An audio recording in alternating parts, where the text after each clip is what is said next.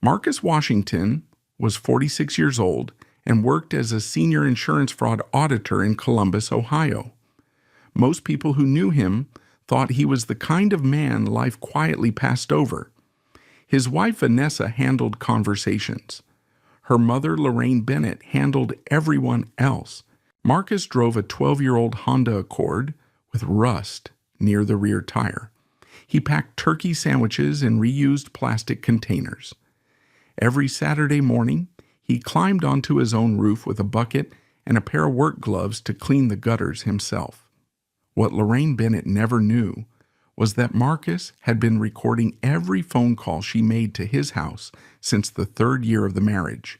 The black hard case in his right hand clicked softly as he stepped into Franklin County Domestic Court, and Vanessa's attorney finally asked the judge to open it. If you're watching from somewhere outside the U.S., drop your country and local time in the comments. I always like seeing where these stories reach. And if you enjoy slow burn stories about betrayal, patience, and quiet revenge, subscribe now. Tomorrow's story gets even darker. 18 years earlier, Marcus Washington stood inside a narrow townhouse kitchen in Dublin, Ohio, trying to figure out why the smoke detector kept chirping every 40 seconds. The townhouse cost $214,000, 2 bedrooms, beige siding, small backyard barely large enough for a grill, and 2 folding chairs. Marcus had spent 3 weekends repainting the walls himself because paying contractors would have delayed the down payment another 6 months. Vanessa sat cross-legged on the counter eating takeout from Panda Express while laughing at him. "You replaced the battery twice already," she said. Marcus looked up at the ceiling. "Then the detector's broken." "You sure you weren't in Army intelligence instead of logistics?" He smirked once. Small. Quick. That was the thing about Marcus. Most of his reactions happened quietly. He was 30 years old then. Broad shoulders, short-cropped hair, calm eyes that made him look older than he was. He had already spent 8 years in the Army before taking a civilian position with Mid-State Mutual Insurance, investigating suspicious claims across Ohio. Vanessa loved telling people that part. "My husband catches fraud for a living," she would say proudly at parties. Back then, she still sounded proud. The first year of the marriage felt ordinary in the best possible way.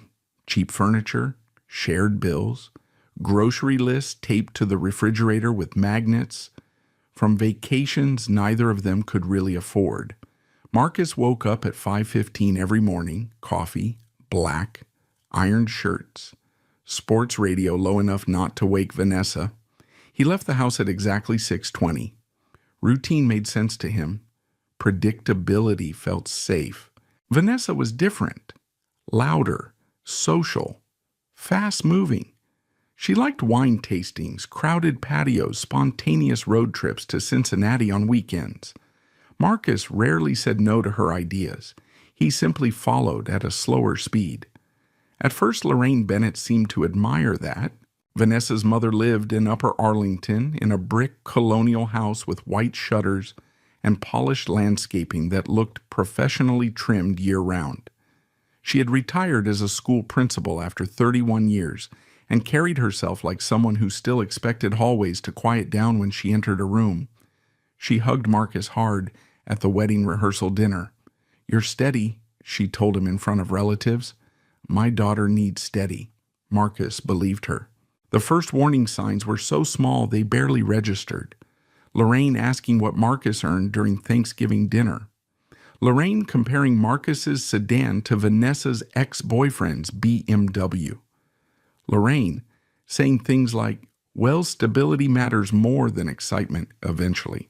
Always smiling after she said it, always laughing softly, always making it sound harmless. Marcus usually ignored it. He grew up in Dayton with a bus driver father and a mother who worked overnight at St. Elizabeth Hospital. He learned early that some people used polished language the same way other people used knives, quiet cuts. One Sunday afternoon 6 months into the marriage, Marcus walked into Lorraine's kitchen while carrying folding chairs from the garage. Lorraine and Vanessa stopped talking immediately. Too quickly. Vanessa reached for her iced tea without looking at him. Lorraine smiled. "Marcus," she said warmly, "I was just telling Vanessa how proud I am that you're so responsible financially." Marcus nodded once, but the room felt strange after that. Tight. Later that night, Vanessa sat at the edge of their bed, removing her earrings in silence. "You ever think about moving into management?" she asked suddenly. Marcus looked up from a claims report. "At work? Yeah, I like investigations. You'd make more in management. We're doing okay." Vanessa shrugged. "Just asking." But she wasn't just asking. After that, the questions came more often. Why didn't Marcus network more? Why didn't he socialize with executives?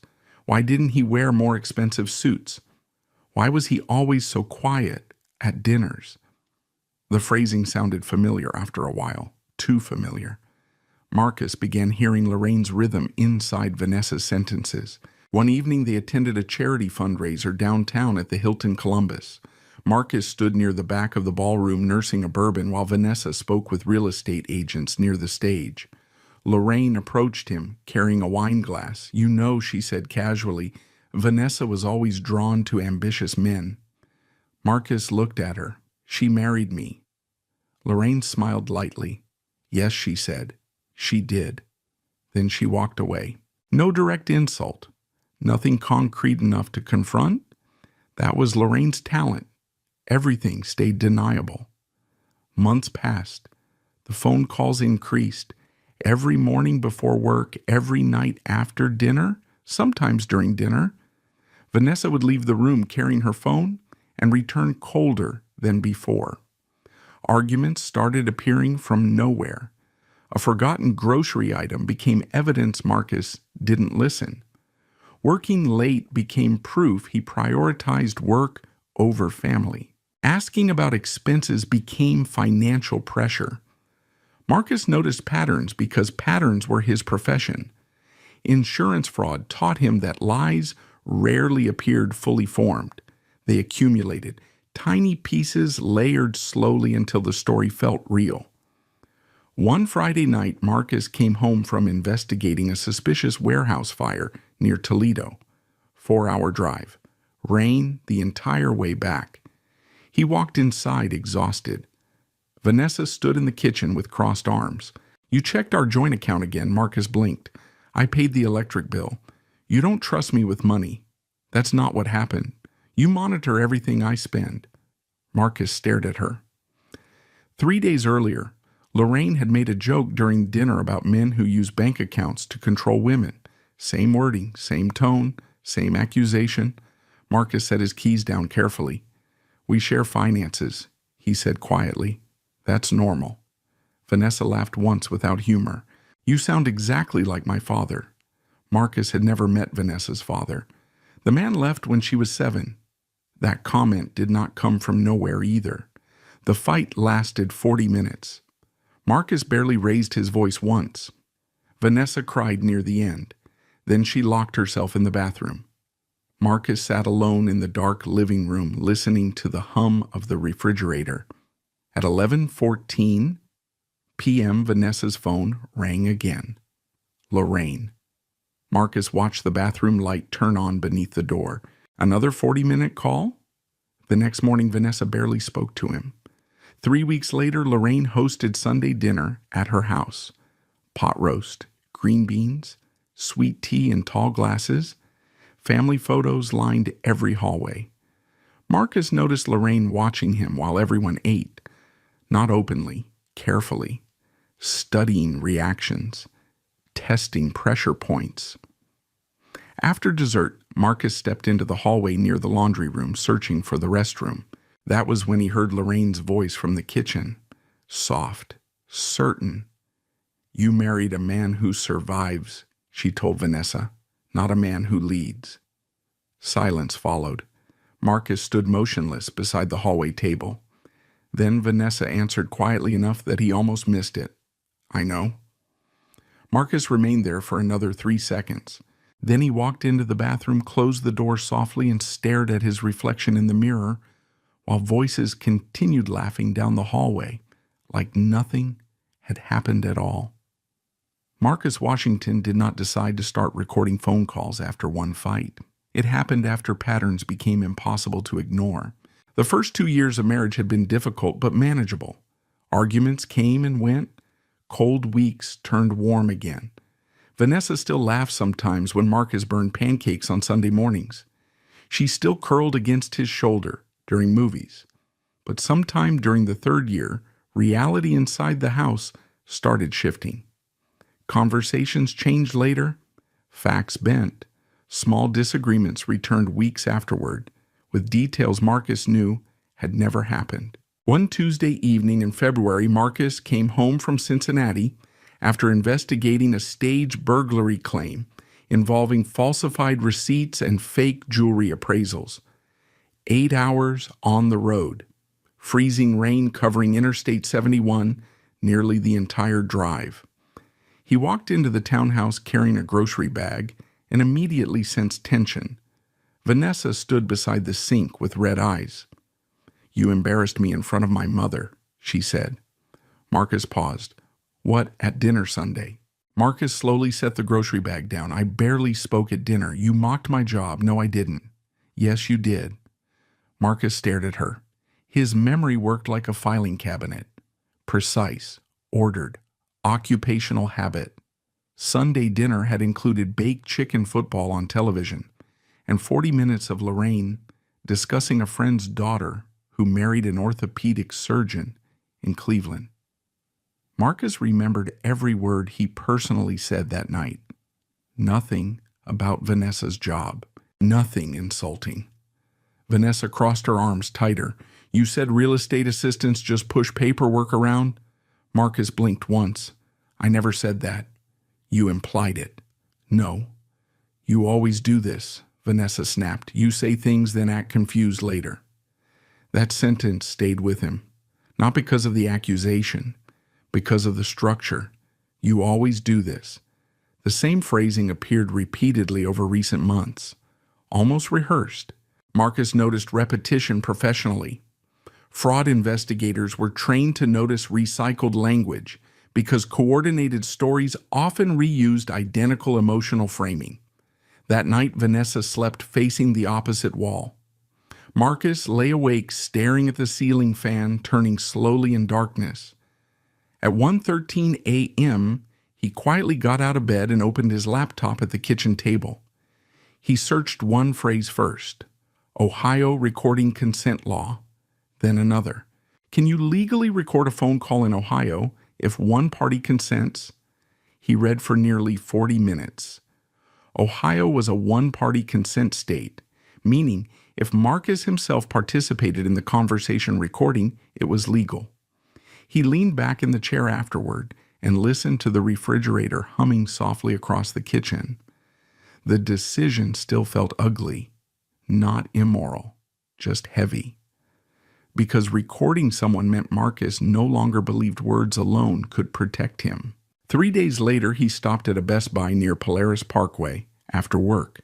The electronics section smelled faintly like cardboard and plastic packaging.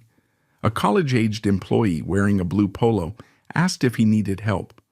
Marcus pointed at a small digital recorder locked behind glass. That one. The kid unlocked the case. "Journalism project," he asked casually. Marcus looked at the recorder. Something like that. He paid cash. The recorder fit in the palm of his hand. Black plastic. Simple controls. 8 gigabytes of storage. Tiny enough to disappear beside a phone charger on the kitchen counter. Marcus drove home through downtown Columbus while snow drifted lightly across the windshield. Part of him still hoped he would never use it. That hope lasted 4 days. The first recording happened accidentally. Vanessa had gone upstairs to shower after dinner. Her phone buzzed repeatedly on the kitchen counter beside Marcus while he reviewed claim reports. Lorraine's name appeared across the screen. 3 missed calls, then another incoming call immediately after. Marcus stared at the phone for several seconds. Finally, he answered. "Hello," Lorraine paused. "Oh," she said. Where's Vanessa upstairs? I'll wait. Marcus almost hung up. Then Lorraine spoke again. Actually, she said calmly, maybe this is better. Marcus said nothing. He reached into the drawer beside him and pressed record beneath the table without looking down. The tiny red light blinked once. Lorraine exhaled softly into the phone. You know marriage counseling is next Tuesday, right? Yes. Vanessa needs to stop letting you control every conversation in that office. Marcus frowned slightly. I don't control conversations. You do it subtly, Lorraine replied. That quiet routine of yours makes her second-guess herself. Marcus remained silent. He could hear television noise faintly behind Lorraine's voice, probably MSNBC. Lorraine watched it constantly. She needs to interrupt you more, Lorraine continued. Otherwise, the therapist will think you're the reasonable one. Marcus's grip tightened around the phone. What are you talking about? I'm talking about strategy. The word landed cold. Not healing, not communication. Strategy. Lorraine lowered her voice slightly. When Vanessa gets emotional, you stay calm. Men like you always do that. It makes women look irrational. Marcus stared at the dark kitchen window above the sink. Snowflakes drifted past the glass. She needs to cry earlier in the session, Lorraine continued, and she needs to stop letting you redirect the conversation toward facts. Facts. Marcus said nothing. Focus on emotional safety, Lorraine said. That phrase matters. Therapists react to that. Upstairs water pipes rattled faintly as Vanessa turned off the shower. Marcus's pulse slowed instead of rising. Years in fraud investigations had trained him that real danger often arrived calmly, not loudly. You're coaching her, Marcus said quietly. Lorraine laughed once. No, she replied smoothly. I'm protecting my daughter. Then she hung up. Marcus sat motionless for nearly a minute. The recorder remained beside his hand, still blinking. He pressed stop carefully. The silence afterward felt different from ordinary silence. Permanent. Marcus replayed the recording immediately. Every word, every pause, every shift in tone. He listened twice more before transferring the file onto his laptop. Then he created a folder, Year 3. Inside it, another folder, Call Recordings, then another Lorraine. Marcus named the file with precise formatting. March 14th, 2008 _LB _counselingstrategy.wave. That was the moment something changed permanently inside him. Not rage, not revenge, structure. He began organizing everything afterward. Digital folders, backup drives, email archives, screenshots, dates, times, descriptions. At work, Marcus investigated staged accidents, fake injuries, fabricated theft claims. He understood one principle better than most people. The truth without documentation became opinion. Weeks passed. More recordings followed. Lorraine coaching Vanessa before arguments. Lorraine encouraging financial suspicion. Lorraine suggesting emotional phrases carefully chosen for impact. Marcus never confronted either woman directly. Instead, he listened, cataloged, observed.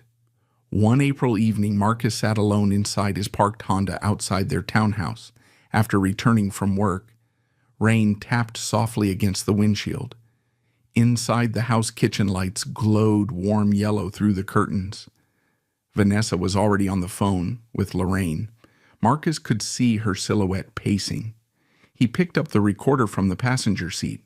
For a brief moment, he hated himself for needing it. Then another memory surfaced. Vanessa accusing him of words he never said. Vanessa crying over events that never happened. Lorraine smiling every time confusion spread. Marcus walked inside quietly. By midnight, another recording sat inside the Year 3 folder. At the very end of that call, Lorraine's voice softened almost affectionately. Quiet men are easy to bury, she said. Marcus listened to that sentence 3 separate times before shutting the laptop. Then he placed the recorder inside his desk drawer and turned off the kitchen light. The call from Riverside Methodist Hospital came at 2:11 in the morning. Marcus answered before the second ring. Vanessa's breathing sounded uneven. My water broke. Marcus was already out of bed before she finished the sentence. Outside, freezing rain coated the streets of Columbus in silver reflections. Marcus drove fast but carefully through nearly empty intersections, while Vanessa sat gripping the passenger door handle, her face tense beneath the glow of passing streetlights. Neither spoke much during the drive.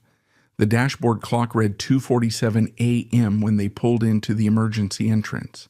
Marcus carried 2 bags inside at once, Vanessa's overnight bag in one hand, laptop bag in the other. The maternity ward smelled like antiseptic and stale coffee. Nurses moved calmly through bright white hallways while monitors beeped softly behind closed doors. Everything felt controlled, organized, until Lorraine Bennett arrived. She entered the hospital room 40 minutes later wearing a camel-colored coat over silk pajamas and carrying enough energy for 3 people. "Oh, baby," she said dramatically, rushing to Vanessa's bedside.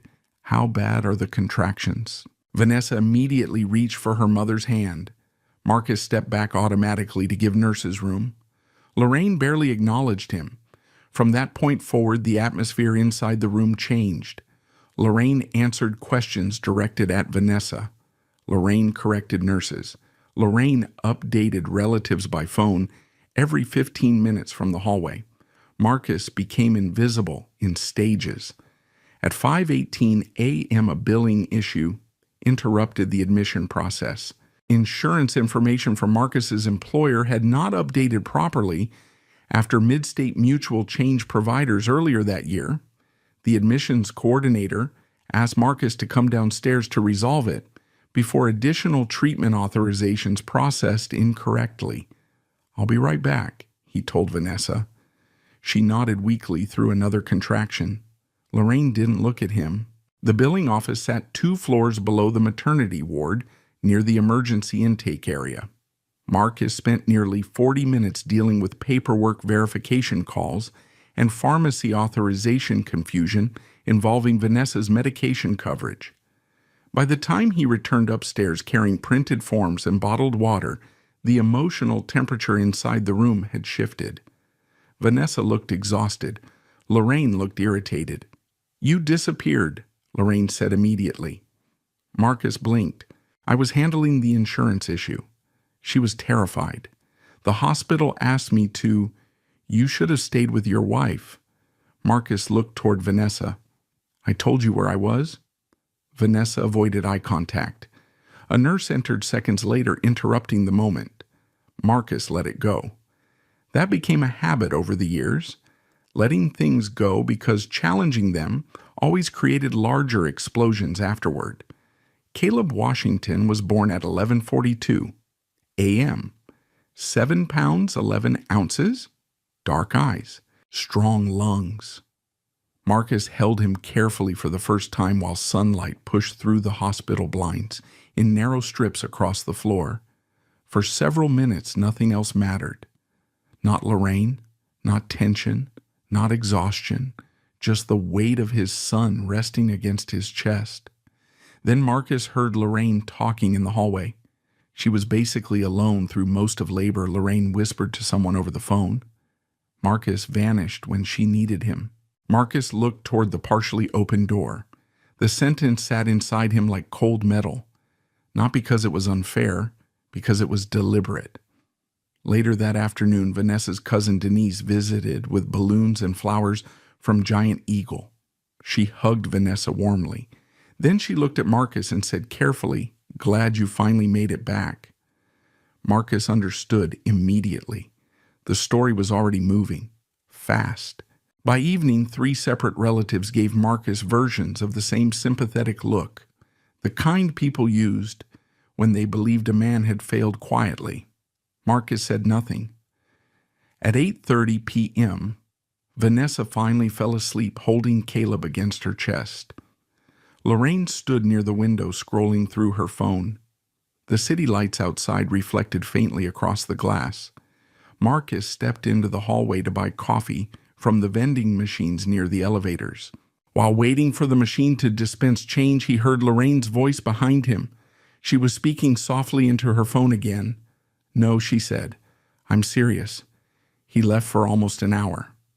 Pause. Well, yes, technically it was insurance paperwork, but still, a husband should know priorities. Marcus stared at the vending machine coils turning slowly behind the glass. Lorraine continued. "Vanessa won't say anything because she protects him." Another pause. "I just don't want my daughter settling for emotional neglect her whole life." Marcus picked up the coffee cup without turning around. Then he walked back toward the maternity ward. His face remained calm. Inside, however, something had started hardening. Not anger. Recognition. 3 weeks later, Marcus sat alone at the kitchen table reviewing household bills while Vanessa showered upstairs. The digital recorder rested beside his laptop. He had started carrying it routinely now. Not constantly. Just enough. The house phone rang. Lorraine. Marcus answered quietly. "Hello." "Oh," Lorraine said. "Where's Vanessa upstairs?" A brief silence followed. Then Lorraine sighed. "I suppose this is fine too." Marcus pressed record beneath the table. The tiny click sounded louder to him now. "You know, people are still talking about the hospital," Lorraine said. Marcus leaned back slowly in his chair. "People, our family, they're talking because of what you told them." Lorraine gave a soft laugh. "I told them the truth." "No," Marcus replied evenly. "You told them I abandoned Vanessa during labor. You did leave. For insurance authorization. You still left." Marcus rubbed his thumb slowly against the edge of the table. "That's not the story you told." Lorraine's tone sharpened slightly for the first time. "You care too much about wording. I care about accuracy." Another pause. Then Lorraine spoke more softly. "Do you know why people believe me, Marcus?" He said nothing. "Because you never defend yourself." Marcus listened to the faint hum of the refrigerator behind him. Lorraine continued calmly. "I exaggerated details because Vanessa needed support. You make everything feel clinical. Women don't thrive around cold men." Marcus stared at the spreadsheet open on his laptop screen. Mortgage payment due next Tuesday, electric bill processed, hospital copay balance pending, real life sitting in neat columns while someone rewrote it emotionally over the phone. "You changed the story intentionally?" Marcus said quietly. "Yes," Lorraine answered. No hesitation, no apology. "I wanted you to understand how it feels when Vanessa comes second." Marcus closed his eyes briefly. There it was again, not misunderstanding, not emotion, control. Manufactured narrative designed to produce guilt. Upstairs floorboards creaked as Vanessa moved through the bedroom. Lorraine lowered her voice. "You know what your problem is, Marcus." He waited. "You think being dependable is the same thing as being present." The line stayed with him long after the call ended. That night, Marcus sat beside Caleb's crib. In the small nursery they had painted pale blue together months earlier. The baby monitor crackled softly in the darkness. Caleb slept with tiny fists curled near his face. Marcus replayed Lorraine's call through headphones connected to his laptop. Then he saved the file carefully. April 22nd, 2009, _hospital, narrative.wav. Afterward, he opened another folder. Documentation, logs.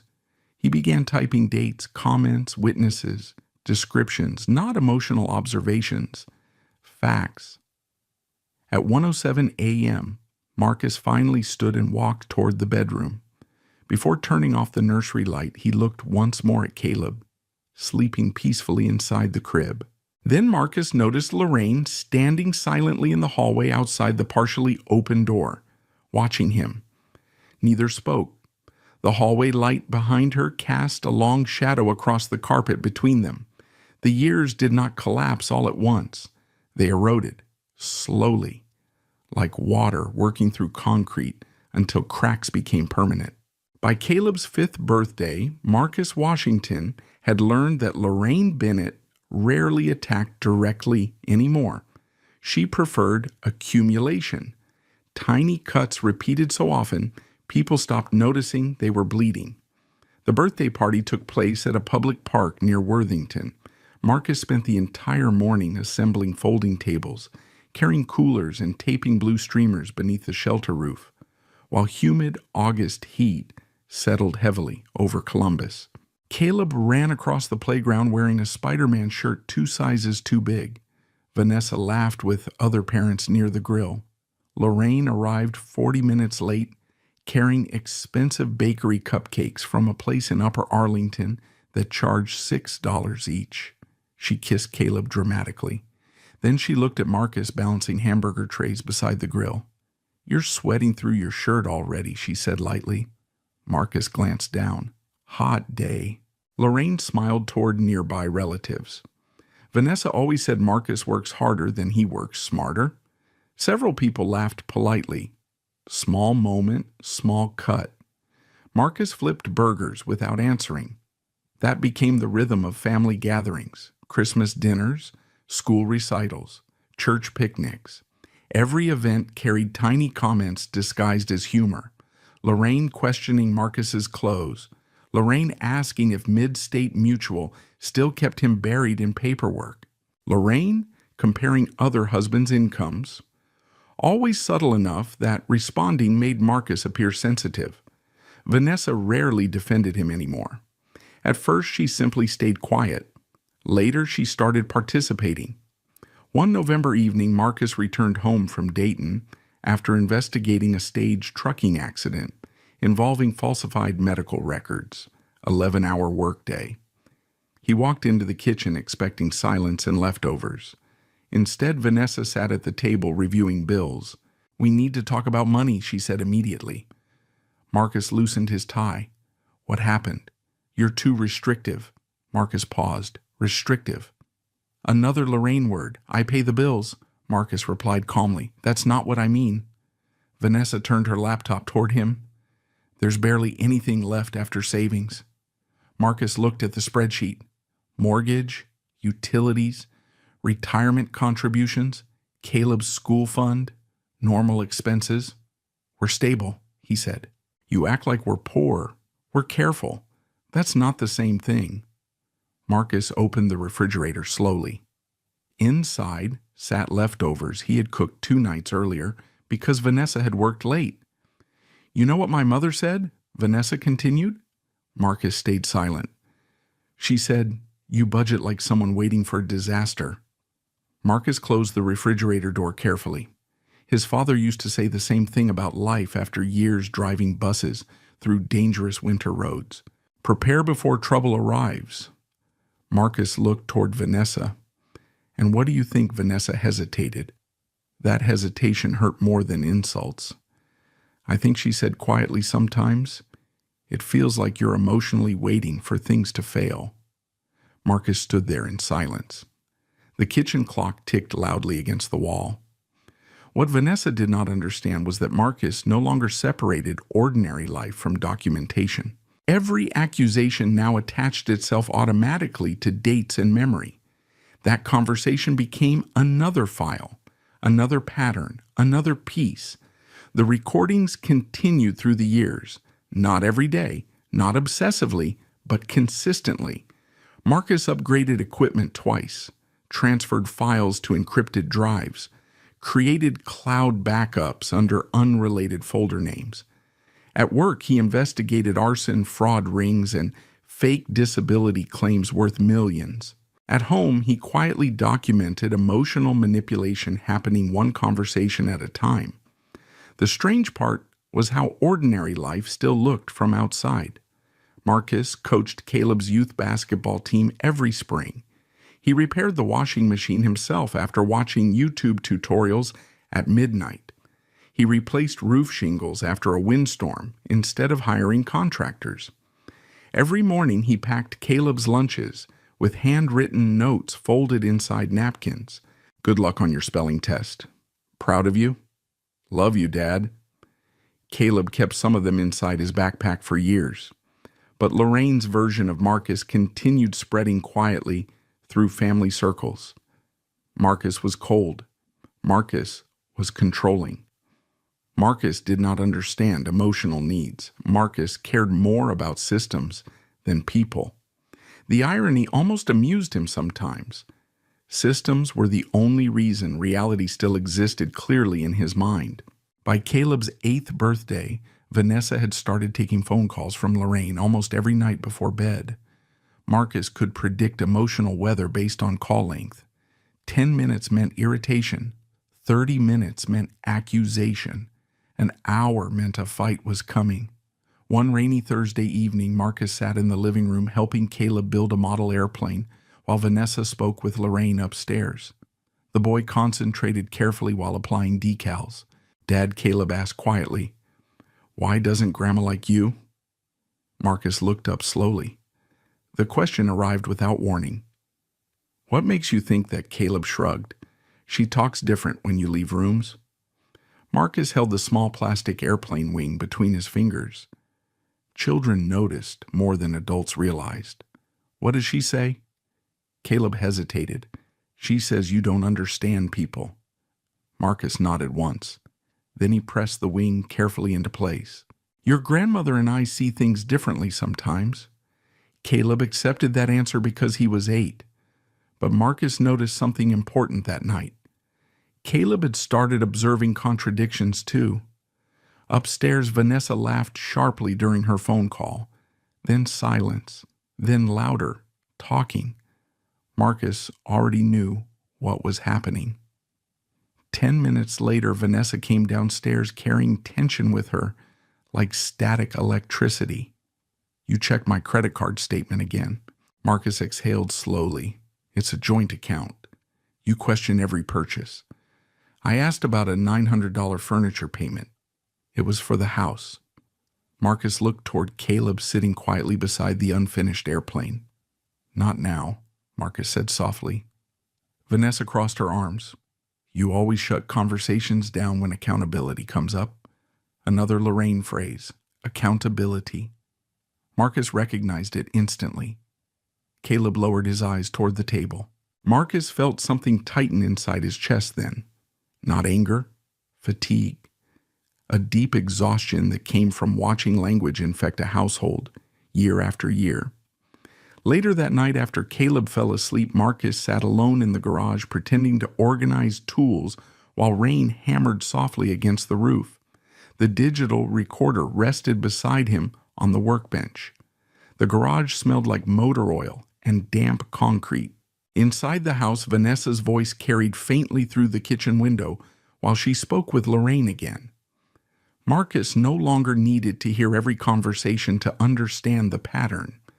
Still, he recorded enough to preserve context, enough to protect chronology, enough to survive later if survival ever required evidence. Around midnight, Vanessa finally went upstairs. Marcus entered the kitchen quietly to get water. That was when he noticed an unfamiliar envelope partially hidden beneath a cookbook near the microwave. Bank statement, different institution, not their joint account. Marcus stared at it for several seconds before opening it carefully. The balance showed nearly $38,000. Transfers spread across 14 months, small amounts at a time, hidden carefully. Marcus read every page once, then again. The account holder listed only Vanessa Bennett Washington. No joint access, no discussion, no disclosure. Marcus replaced the statement exactly where he found it. Then he poured himself a glass of water and stood silently at the sink while thunder rolled somewhere beyond the neighborhood. Upstairs floorboards creaked as Vanessa moved through the bedroom. Marcus remained motionless. 3 minutes later, his phone vibrated. Lorraine calling Vanessa again, past midnight. Marcus looked toward the dark hallway leading upstairs. Then he slowly set the glass down beside the sink. Marcus Washington did not confront Vanessa about the hidden account. Not that night. Not the next morning either. He still woke at 5:15 a.m. He still ironed his shirts in silence while local news murmured from the television. He still packed Caleb's lunch before school and left a folded note beside the apple slices. Good luck on the science quiz. Love, Dad. Routine protected him from reacting too early. That was another lesson from fraud investigations. Innocent people often panicked. Guilty people usually over-explained. But the strongest cases came from patience. Marcus drove to work through gray November rain while the image of the bank statement replayed quietly in his head. $38,000, 14 months of transfers, carefully hidden. The amount itself did not bother him most. The secrecy did. By lunchtime, Marcus had already begun separating emotion from evidence. At Midstate Mutual Insurance, he spent the afternoon reviewing a suspicious workers' compensation claim involving falsified MRI reports. The claimant had made one critical mistake. He moved money between accounts in predictable patterns. Marcus noticed patterns automatically, always had. That evening after Vanessa left for dinner with Lorraine, Marcus sat alone at the kitchen table with his laptop open beside a yellow legal pad. Rain tapped softly against the windows. The house felt hollow. He logged into their joint financial accounts carefully. Then he started tracing withdrawals. $500, $800, $2,000. Small enough individually to avoid confrontation, large enough collectively to matter. Marcus wrote dates beside each transfer. Soon another pattern emerged. Most withdrawals happened within 24 hours of long calls with Lorraine. Marcus leaned back slowly in his chair. Not impulsive spending, coordinated movement. At 9:42 p.m., Vanessa's car pulled into the driveway. Marcus closed the laptop before she entered. She walked inside carrying leftovers from a steakhouse in Upper Arlington. "You ate?" she asked casually. Marcus nodded. "How was your mother?" Vanessa shrugged while setting her purse down. "She's worried about me." Marcus looked at her quietly. Why Vanessa hesitated. Then came the line. "Because sometimes you make me feel financially trapped." Marcus felt almost nothing hearing it anymore. Not surprise, recognition. Like hearing a familiar commercial for the 100th time. How he asked calmly, "You monitor spending. We have shared accounts. You question purchases. I ask about major withdrawals." Vanessa crossed her arms. "See that right there." Marcus watched her carefully. The phrasing, the cadence, the emotional escalation. Almost identical to earlier recordings. He already knew Lorraine had prepared her before dinner. The question now was how far the preparation went. That night, Marcus waited until Vanessa slept before retrieving the recorder from his office drawer. At 12:16 a.m., the phone rang downstairs. Lorraine. Again. Marcus answered quietly before the second ring. "Hello?" A pause. Then Lorraine sighed. "You really should stop intercepting Vanessa's calls. She's asleep. She's stressed because of you." Marcus pressed record beneath the desk. The familiar red light blinked once. "I'm stressed because my wife hid money," Marcus replied evenly. Silence. 3 seconds. Then Lorraine laughed softly. "There it is. There what is. The control." Marcus stared into darkness beyond the office window. "You advised her to open that account." "I advised my daughter to protect herself." From what? From dependence. Marcus leaned back slowly. "She hid $38,000. "And you think that's normal in a marriage?" Lorraine's tone hardened slightly. "I think women should never rely entirely on men. That's different from deception." "No," Lorraine replied smoothly. "It's preparation." Preparation. Interesting word. Marcus noticed she used it instinctively. "You coached her," he said. "I educated her. You told her to hide money. I told her to secure options before you tighten control further." Marcus almost smiled hearing it. The accusation sounded manufactured now, artificial, like copied language from daytime television therapists. I've never restricted Vanessa financially. You don't need to, Lorraine replied. Men like you create pressure emotionally. Marcus stayed silent. Lorraine continued. Quiet men are dangerous because they make women feel guilty for wanting more. Marcus let several seconds pass. Then he asked the question carefully. What exactly do you think I'm planning to do? Another pause, longer this time. Finally, Lorraine answered. Eventually, you'll use money to corner her. There it was. Not just suspicion anymore. Narrative construction, future accusation groundwork. Marcus ended the call 6 minutes later. Immediately afterward, he replayed the recording twice through headphones. Then he opened a new folder, Financial Manipulation. By 1:04 a.m., the file existed in 3 backup locations. The next morning, Marcus requested a personal day from work. Instead of staying home, he drove downtown to East Broad Street and parked outside Sloan and Kettering Family Law. The office occupied the 8th floor of a modern glass building overlooking Columbus Commons. Marcus sat in the lobby for nearly 12 minutes before approaching reception. He disliked lawyers instinctively. Too much performance in the profession, too much strategic emotion. But he also understood systems, and systems required documentation handled correctly. Rebecca Sloan met him at 10:30, mid-40s, sharp navy suit, minimal jewelry, calm eyes that missed very little. Her office overlooked rainy downtown traffic moving slowly beneath gray skies. What can I help you with, Mr. Washington? Marcus placed a slim folder on her desk. Inside were financial transfer records, account summaries, printed transcripts from 3 recordings, dated behavioral logs. Rebecca read silently for several minutes. Most attorneys Marcus had met talked constantly. Rebecca barely spoke. She highlighted sections occasionally, made short notes, turned pages carefully. Finally, she looked up. How long has this been happening? Years.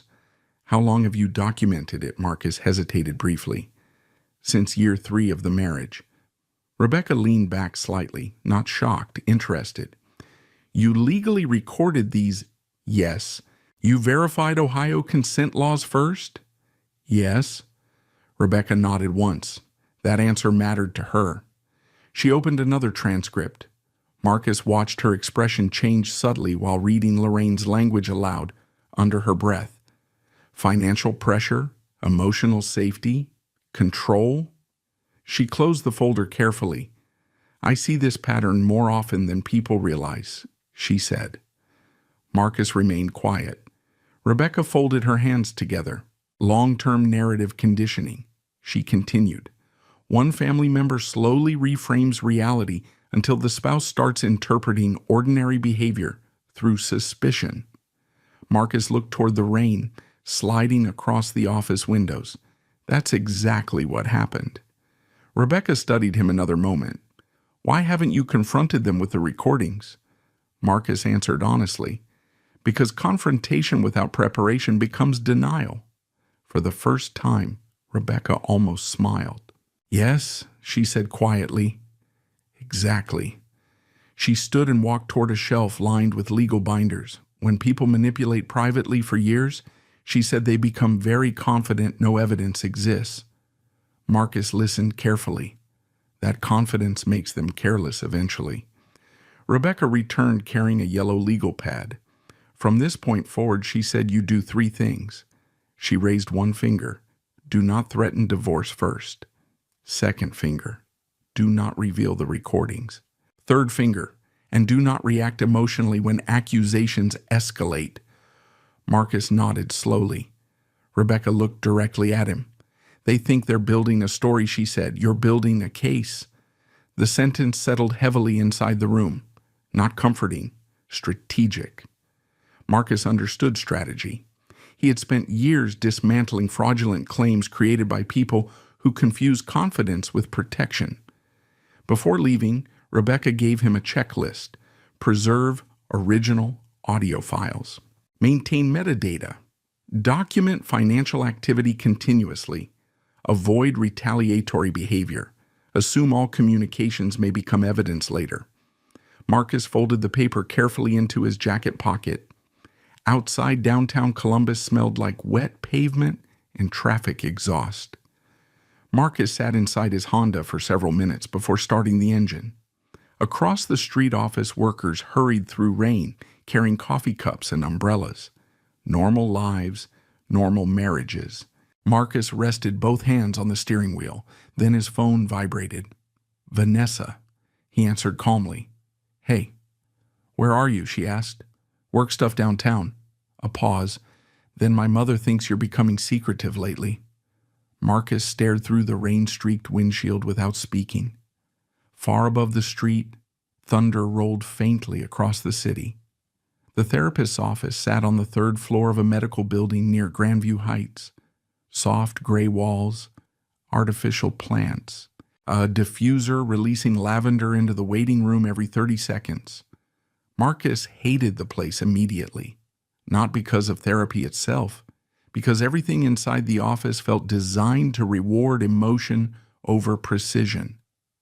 Vanessa chose the counselor after Lorraine recommended her through a church friend, Dr. Melissa Grant, marriage and family therapist. 22 years of experience, according to the framed certificates lining the hallway. The first session began on a Thursday evening in October.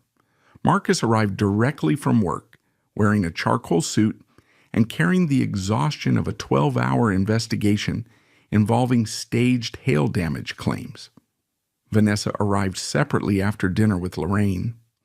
Marcus noticed her eyes were already red before they even entered the office. Preparation. Dr. Grant welcomed them warmly and gestured toward a beige couch. So she said gently, "What brings you both here?" Vanessa answered first. "Always. First now. I don't feel emotionally safe anymore." Marcus heard the phrase and felt something inside his mind quietly click into place. Exact wording from a recording 2 weeks earlier. Lorraine's voice replayed perfectly in memory. Focus on emotional safety. Therapists react to that. Marcus kept his face neutral. Dr. Grant nodded sympathetically toward Vanessa. "Can you explain what that means to you?" Vanessa looked down at her hands. Marcus noticed another pattern immediately: timing, pauses, controlled breathing before emotional statements.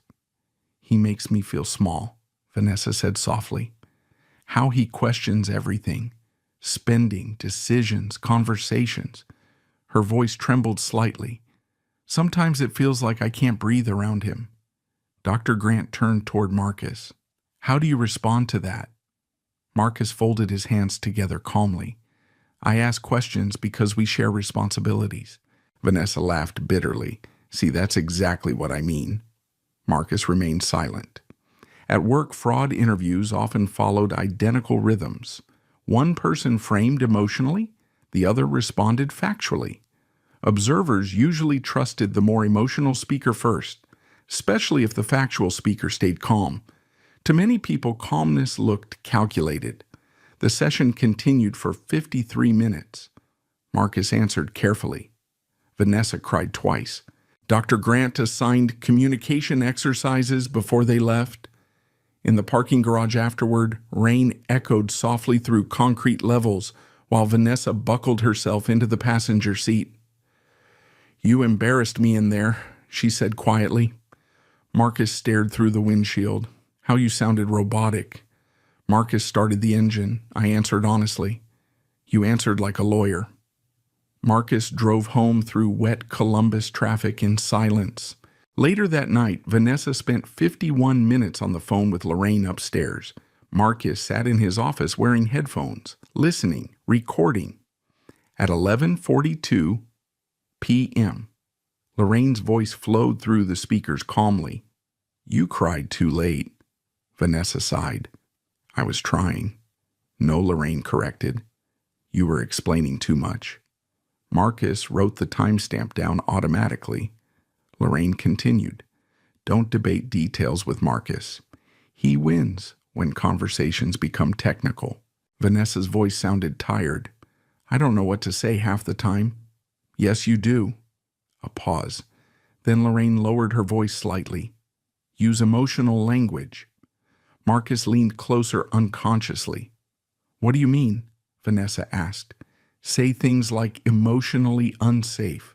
Say you feel controlled. Say you feel dismissed. Another pause. Those phrases matter. Marcus closed his eyes briefly. There it was again, not healing, not honesty, strategy. By the third counseling session, Dr. Grant's posture toward Marcus had subtly changed. More cautious, more analytical. She leaned toward Vanessa more often while listening. She interrupted Marcus more frequently. One evening, Dr. Grant asked him directly, Marcus, do you struggle expressing empathy? Marcus considered the question carefully. I don't think so. Vanessa looked frustrated immediately. You don't think so. Marcus turned toward her. I show it differently. How? Marcus hesitated, because his answers never sounded emotionally theatrical enough in rooms like this. I work, he said quietly. I provide stability. I take care of things. Vanessa shook her head. That's not emotional connection. Marcus looked at her silently. 3 nights earlier, he had stayed awake until 2 a.m. fixing Caleb's fever, while Vanessa slept exhausted beside them. 2 weeks earlier, he spent an entire Saturday repairing Vanessa's brakes himself because the mechanic quoted $900. Last month, he drove 3 hours after work to pick up Vanessa when her car broke down outside Dayton. None of those moments seemed to count here because they lacked emotional vocabulary. Dr. Grant scribbled notes. What does emotional intimacy look like to you, Marcus? He searched briefly for words, then failed to find satisfying ones. At work, he dismantled organized fraud schemes worth millions. Inside this office, he felt strangely defenseless. Vanessa spoke again before he answered. He treats problems like spreadsheets. Marcus looked down at his hands. Another Lorraine phrase. He knew it immediately. By session 6, Marcus noticed additional changes outside therapy too. Church friends grew distant. Couples who once invited them to barbecues stopped calling. At Sunday service, conversation shortened when Marcus approached. Someone was talking. Lorraine, most likely. One Saturday afternoon, Marcus and Caleb attended a school fundraiser at a middle school gymnasium in Worthington. Marcus volunteered at the food table, serving hot dogs and bottled water. 2 fathers nearby lowered their voices while watching him. That's him. Yeah, my wife said Vanessa's struggling pretty bad. Marcus pretended not to hear. He kept handing out food tickets calmly while Caleb organized soda cans beside him. The isolation expanded gradually after that, not dramatic. Social, subtle. Exactly Lorraine's preferred method. At home, Vanessa started sleeping in the guest bedroom twice a week after arguments. Then 3 nights a week. Eventually, most nights. The house changed emotionally, less warmth, more silence. Yet Marcus still maintained routine, still cooked breakfasts, still attended Caleb's basketball practices, still packed lunches, still documented everything. One February night, Marcus returned from Cleveland after testifying in a fraud prosecution involving staged commercial theft claims. Snow covered the driveway in uneven ridges. Inside the house, only the kitchen light remained on. Vanessa sat at the table crying quietly. For a moment, Marcus almost forgot everything, almost crossed the room immediately. Then he noticed the phone beside her. Lorraine still connected on speaker. Vanessa looked up. You don't even care that I'm hurting anymore. Marcus removed his coat slowly. What happened? Lorraine answered before Vanessa could. That's always your response. Marcus looked at the phone. I wasn't speaking to you.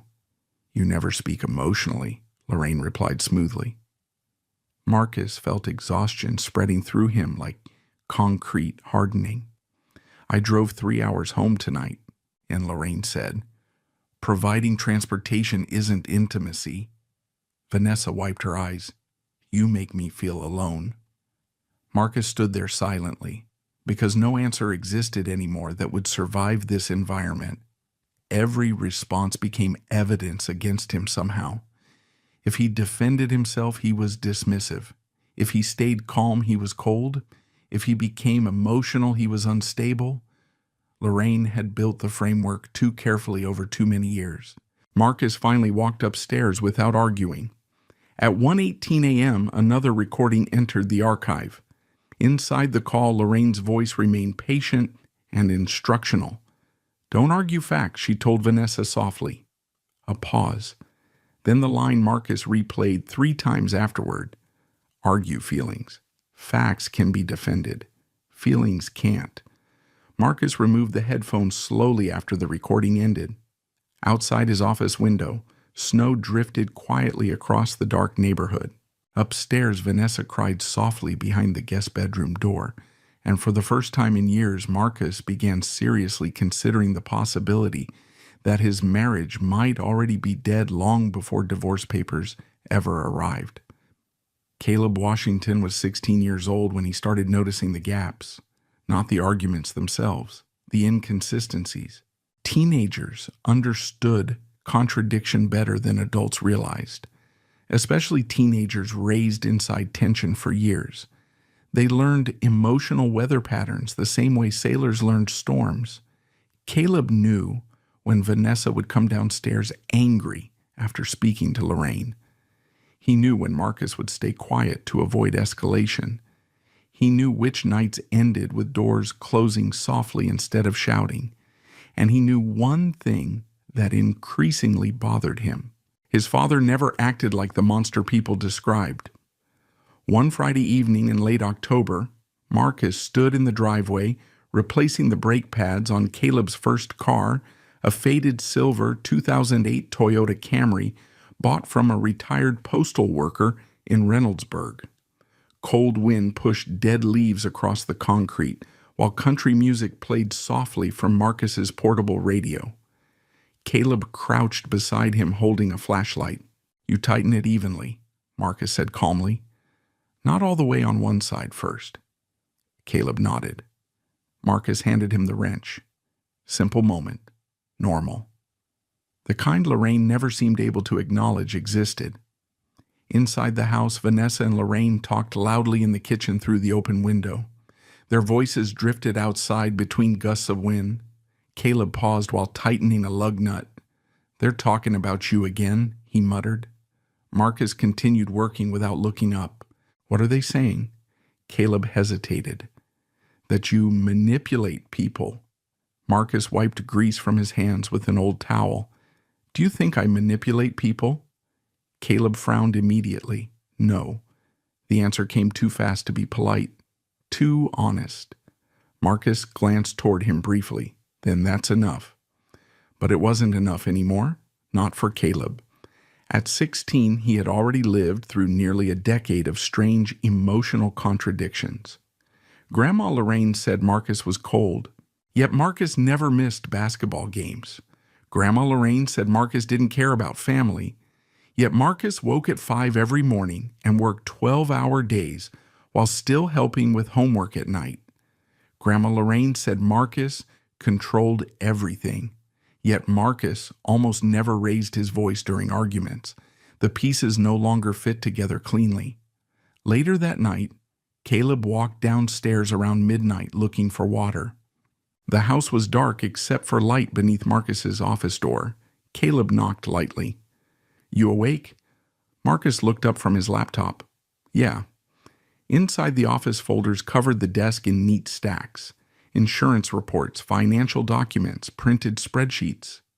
Caleb stepped inside holding a glass. You working? Marcus nodded once, always. Caleb leaned against the doorway. For several seconds neither spoke. Then Caleb finally asked, Why don't you ever defend yourself? Marcus looked at him quietly. The question landed harder than Caleb realized. Against what, Grandma? Mom sometimes, everybody.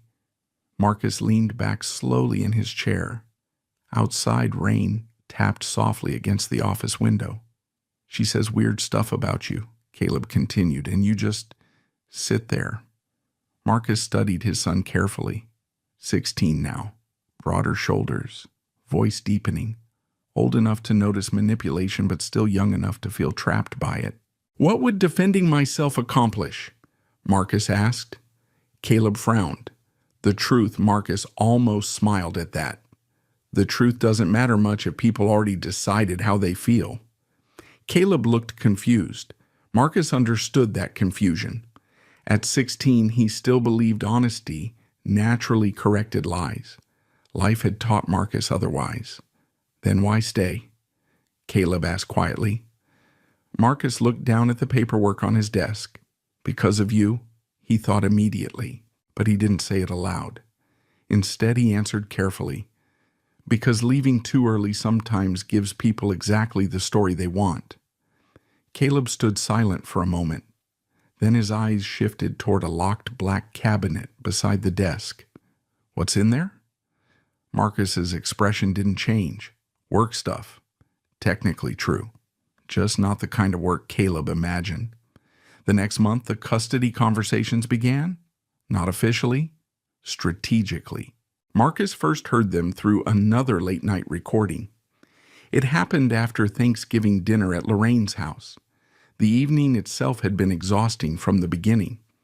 Lorraine spent most of dinner praising another family's son-in-law who recently became a partner at a law firm in Cincinnati. Vanessa drank more wine than usual. Caleb stayed mostly quiet. Marcus carved turkey and washed dishes afterward without complaint. At one point, Lorraine casually asked Caleb whether he preferred staying at Grandma's house because things felt calmer there. Marcus noticed the question immediately. Testing language, planting preferences, building future testimony slowly. That night, after everyone returned home, Marcus sat alone in his office while Vanessa showered upstairs. At 11:26 p.m., Lorraine called.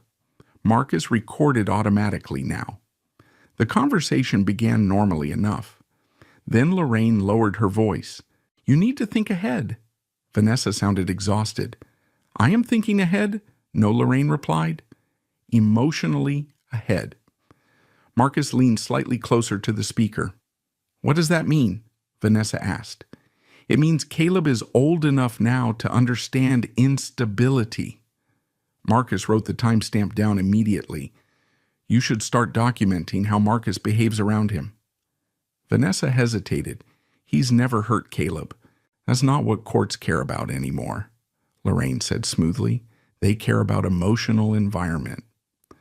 Marcus felt coldness spread slowly through his chest. Not fear, recognition. Lorraine continued calmly. If divorce happens eventually, you don't want Caleb completely influenced by Marcus. Divorce. There it was. No longer implied. Strategic. Active. Vanessa sounded uncertain now. I don't want Caleb dragged into this. He already is, Lorraine answered. And trust me, judges notice which parent creates emotional safety. Marcus closed his eyes briefly. Same phrase again. Emotional safety. Years of repetition turning manufactured language into permanent framework. Upstairs floorboards creaked as Vanessa crossed the bedroom. The call continued. You should reduce how much alone time Marcus gets with Caleb, Lorraine said. Gradually. Marcus opened his eyes again slowly. Mom, I'm serious. That feels extreme. No, Lorraine replied. It feels prepared. Prepared. Always preparation. Always positioning. Never healing. Marcus replayed that section 4 separate times after the call ended. Then he saved the recording into a new folder. Custody Positioning. The title itself made his stomach tighten. 3 days later, Caleb came home from school unusually quiet. Marcus found him sitting alone on the back porch after dinner, despite freezing temperatures. You okay? Marcus asked. Caleb shrugged without looking up. Marcus sat beside him. The porch wood creaked softly under their weight. Finally, Caleb spoke. Grandma asked if I'd rather live with Mom. Marcus kept his expression neutral. What did you say? That it was a weird question. Marcus nodded once. Streetlights reflected faintly off wet pavement across the neighborhood. Caleb looked toward him carefully. Are you guys getting divorced? Marcus stayed silent longer this time. Long enough that Caleb already understood the answer. We're having problems, Marcus said finally. Caleb laughed bitterly under his breath. No kidding. Marcus looked at him. Teenagers usually hid emotion behind sarcasm. Marcus recognized the hurt underneath immediately. You know what's messed up, Caleb said quietly. Everybody keeps talking like you're dangerous or something. Marcus said nothing. Mom cries all the time after talking to Grandma. Caleb continued. But when it's just us here, nothing happens. The sentence hung heavily between them. Marcus looked out toward the dark street. A dog barked somewhere in the distance. Then Caleb asked the question again, this time more directly. Why do you let people say these things about you? Marcus rested his elbows on his knees slowly. Because one day they'll say too much, he thought. Because lies eventually become patterns. Because patterns become evidence. But he could not explain that yet. Not to his son. Instead, Marcus stood quietly and placed a hand on Caleb's shoulder. Come inside, he said softly. It's getting cold. And upstairs through the kitchen window glowing warm against the darkness, Marcus could already see Vanessa standing with her phone pressed against her ear once again. Marcus Washington received the divorce papers on a Tuesday morning at 10:14 a.m. He was standing in Conference Room B at Midstate Mutual Insurance reviewing drone photographs from a suspected commercial arson case near Akron when the receptionist knocked softly on the glass door. Marcus, she said carefully, there's someone asking for you downstairs. Marcus looked up from the projector screen. The receptionist's expression told him immediately what it was. Not surprise, discomfort. He walked downstairs slowly through rows of gray cubicles, while conversations lowered around him in small waves. Midstate's Columbus Regional Office occupied 3 floors downtown, and by then Marcus had worked there almost 15 years. People respected him, not because he was charismatic, because he was precise. Marcus solved problems quietly, never missed deadlines, never dramatized cases. Younger investigators often brought files to him before presenting conclusions because Marcus noticed inconsistencies nobody else saw. That reputation followed him into the lobby. The process server stood near the reception desk holding a yellow envelope. Marcus Washington. Marcus nodded once. You've been served. No scene. No shouting. Just paper-changing hands beneath fluorescent lights. Marcus signed calmly. The server left. Behind the reception counter, 2 employees pretended to focus on computer monitors while listening carefully. Marcus opened the envelope immediately. Petition for dissolution of marriage. Franklin County Domestic Relations Court. Petitioner, Vanessa Renee Washington. He read the first 3 pages standing in the lobby. Then the allegations started. Emotionally controlling behavior. Financial intimidation, psychological manipulation, unstable home environment. Marcus read every line without visible reaction. Inside, however, something settled heavily into place. Not shock, confirmation. The framework Lorraine spent nearly 2 decades building had finally become official. Marcus folded the papers carefully and slipped them back into the envelope. Then he returned upstairs to Conference Room B and continued the arson presentation exactly where he left off. Nobody interrupted him, but everyone noticed. At 12:37 p.m., Marcus sat alone inside his Honda Accord parked beside the Scioto River and called Rebecca Sloan. She filed Rebecca asked immediately after hearing his voice. Yes, you were served today 10 minutes ago. Rebecca exhaled softly. What are the allegations? Marcus looked down at the paperwork resting on the passenger seat. emotional abuse, financial control, manipulation. Rebecca was quiet for several seconds. Then, exactly what we expected. Marcus stared through the windshield at gray water moving slowly beyond the parking lot barrier. "Are you ready?" Rebecca asked. Marcus thought about the black cabinet inside his office at home, the recordings, the transcripts. 16 years of chronology.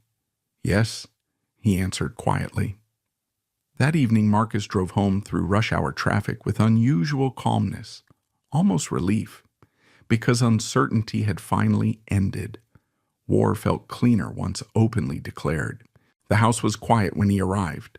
Vanessa sat at the kitchen table holding tea with both hands. She looked exhausted, not triumphant. Marcus placed the envelope gently on the counter between them. Neither spoke for several seconds. Finally, Vanessa looked up. "You got served at work." "Yes, I didn't want it to happen there." Marcus removed his coat slowly. "But it did." Vanessa swallowed hard. "I couldn't do this anymore." Marcus studied her face carefully.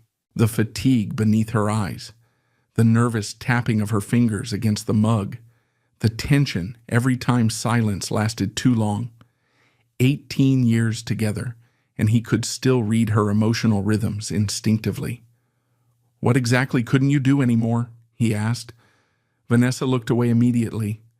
That tone right there. Marcus almost smiled. Still happening, still automatic, even now. "You already decided what I am," he said quietly. "That's not fair, isn't it?" Vanessa stood abruptly and crossed her arms.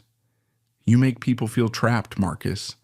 Another Lorraine phrase, same wording from recordings nearly 8 years earlier. Marcus recognized it instantly. Upstairs, Caleb's bedroom door opened slightly. He was home, listening. Marcus lowered his voice. "Does your mother know I was served today?" Vanessa hesitated too long. That answered the question. "She's worried about me," Vanessa said finally. Marcus nodded once. Of course she was. Lorraine had waited years for this moment. That night, Marcus slept in the basement for the first time officially. Not after a fight, not temporarily, permanently. The basement smelled faintly like detergent and concrete dust. Marcus set up an old lamp beside the couch and unpacked 2 duffel bags quietly, while rain tapped against the narrow ground-level windows. At 11:08 p.m., his phone vibrated. "Rebecca, you need to start assuming every interaction matters now," she said immediately. "Texts, calls, facial expressions, everything." Marcus sat at the folding table beside his laptop. "I know." "Good. Also, don't leave the house voluntarily unless advised." Marcus rubbed his forehead slowly. "What about Caleb?" "That's exactly why you stay calm," Rebecca replied. "The moment you react emotionally, their narrative gains credibility." Marcus looked toward the basement stairs. Above him, faint footsteps crossed the kitchen floor. Vanessa moving. "Probably talking to Lorraine already." "They'll escalate," Rebecca continued. "People who build emotional cases usually overplay them eventually." Marcus leaned back in the chair. "I have the recordings." "Yes," Rebecca said calmly, "and they have no idea." That mattered most, because surprise changed legal outcomes. People lied more confidently when they believed evidence did not exist. After the call ended, Marcus walked toward the black cabinet beneath the basement stairs. He unlocked it carefully. Inside sat 16 years of preparation. External drives labeled by year, printed transcripts organized chronologically, bank records, call logs, email screenshots, behavioral documentation, thousands of pages total. Marcus removed OneDrive and connected it to his laptop. Folders filled the screen. Year 3, Year 4, Year 5, all the way through Year 18. He opened several recordings randomly. Lorraine coaching emotional language, Lorraine discussing custody positioning, Lorraine instructing Vanessa to create financial separation quietly. Marcus listened without expression, because by then, The recordings no longer hurt emotionally. They functioned like evidence from any other investigation. At 12:42 a.m., someone knocked softly on the basement doorframe. Caleb. Marcus removed his headphones immediately. "You okay?" Marcus asked. Caleb looked shaken. "Mom said you're getting divorced." Marcus nodded once. "Looks that way." Caleb stepped farther into the basement slowly. The room suddenly looked very small around them. Storage boxes, laundry shelves, one couch, one lamp. His father reduced to temporary space inside his own house. "She said you've been emotionally hurting her for years," Caleb said quietly. Marcus studied his son carefully. "What do you think?" Caleb looked down at the floor. "I think everybody says stuff about you that doesn't match what I see." Marcus felt something tighten painfully inside his chest. Not because Caleb defended him, because the boy sounded exhausted, too young for this level of emotional pressure. Upstairs floorboards creaked again. Vanessa pacing, probably on another late-night call. Caleb looked around the basement. "You really staying down here for now?" "That's messed up." Marcus almost smiled faintly. "Life gets messy sometimes." Caleb shoved both hands into his hoodie pockets. Then his eyes landed on the black cabinet. "What's all that?" Marcus followed his gaze. "Records." What kind of records? Marcus hesitated, long enough that Caleb noticed. Before Marcus could answer, his phone vibrated again. "Unknown number." Marcus answered cautiously. Hello silence at first. Then Lorraine Bennett's voice arrived smooth and calm through the speaker. "Well," she said softly, "I suppose things are finally moving forward." Marcus looked toward the basement ceiling, while Caleb stood frozen nearby. And for the first time since the divorce papers arrived, Marcus realized Lorraine no longer sounded careful at all. She sounded victorious. Lorraine Bennett made her first major mistake 3 weeks after the divorce filing. Until then, she had operated carefully, indirectly, always through implication. But success changed people, especially people who spent years believing they controlled every conversation in the room.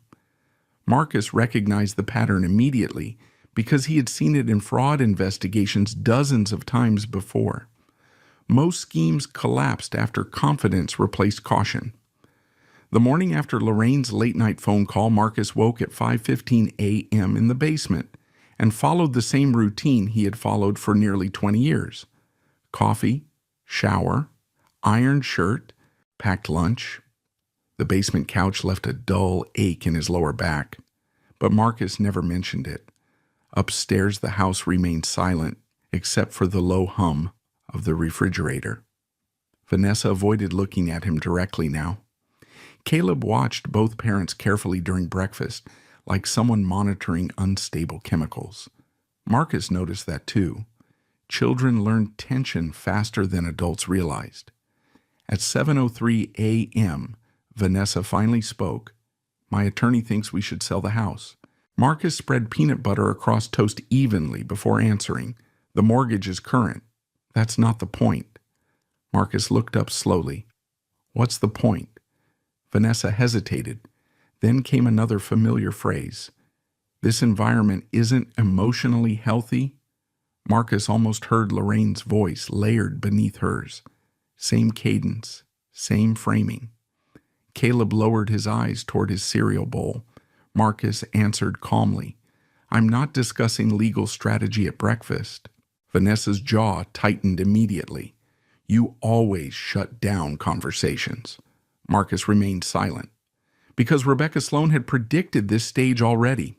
Escalation, increased emotional pressure designed to provoke reaction. Marcus grabbed his keys and left for work without another word. Rain covered downtown Columbus in gray reflections by the time he reached Midstate Mutual Insurance. At 9:18 a.m., Harold Whitmore called Marcus into his office. Harold had spent 30 years in insurance claims management and looked permanently exhausted by humanity. Thick reading glasses, rolled sleeves, coffee stains on half the files covering his desk. He closed the office door quietly after Marcus entered. "We received a complaint," Harold said. Marcus sat down slowly. "What kind of complaint?" Harold adjusted his glasses. "Anonymous." Of course. Marcus already knew where this was going. Harold slid a printed email across the desk. The complaint accused Marcus of intimidation toward female coworkers, emotionally aggressive conduct, unstable behavior during investigations. Marcus read every line carefully. No specific incidents, no dates, no names, just emotional framing. Harold watched him closely. "You know anything about this?" Marcus placed the paper down gently. "Yes." Harold raised an eyebrow. "My divorce started 3 weeks ago."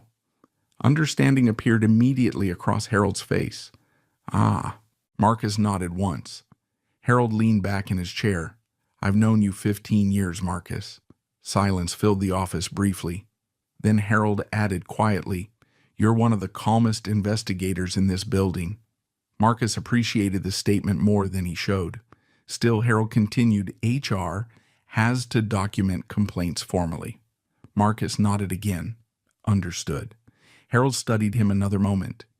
"You want advice?" Marcus waited. "Don't react emotionally." That's probably what somebody wants. Marcus almost smiled faintly.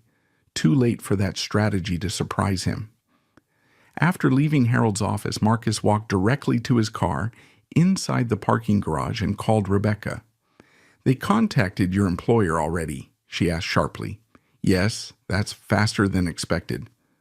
Marcus stared across rows of parked vehicles. No direct accusations, just emotional language. Rebecca exhaled slowly. "That actually helps us." "How?" "Because vague accusations without supporting events look strategic over time." Marcus leaned against the steering wheel. Then another thought surfaced. Timing. He checked his call logs immediately. The anonymous complaint reached HR 42 minutes after Vanessa spent 90 minutes at Lorraine's house 2 nights earlier. Pattern again. That evening, Marcus sat in Rebecca Sloane's office while rain hammered against downtown windows. Rebecca reviewed the employer complaint beside a growing stack of evidence binders. "You know what this is?" she asked. Marcus answered immediately. "Positioning." Rebecca nodded. "They're expanding narrative pressure beyond the marriage now." Marcus looked toward the binders. 16 years reduced into organized chronology. "She's getting careless," Rebecca said quietly. Marcus understood she meant Lorraine. "She thinks emotional momentum protects her." Rebecca opened another folder. "We're filing subpoenas." Marcus remained silent. Phone records, bank transfers, communication timelines. Everything Lorraine assumed remained invisible. Rebecca tapped her pen lightly against the desk. Eventually she said, "People like this make one mistake." "What kind?" "They stop hiding intent." 3 days later, Lorraine made exactly that mistake. It happened on a Sunday afternoon after church. Vanessa left with Caleb to visit a college fair at Ohio State University, while Marcus stayed home repairing loose siding damaged during a windstorm. At 2:11 p.m., his phone vibrated. Lorraine. Marcus stood alone in the garage, holding a cordless drill. Without hesitation, he answered an activated recording. "What do you want?" Lorraine. Her voice sounded unusually relaxed. "I heard about the HR complaint." Marcus said nothing. "I hope that taught you something." The garage suddenly felt very quiet around him. Marcus placed the drill slowly onto the workbench. "What exactly was I supposed to learn? That reputation matters." Marcus leaned against the workbench calmly. "You filed the complaint?" Lorraine laughed softly. "You can't prove that." Interesting response, not denial. Marcus noticed immediately. "You're trying to damage my employment during divorce proceedings," he said evenly. "No," Lorraine replied. "I'm trying to protect my daughter from a man who hides behind professionalism." Marcus listened carefully. Years earlier, Lorraine would have avoided direct statements.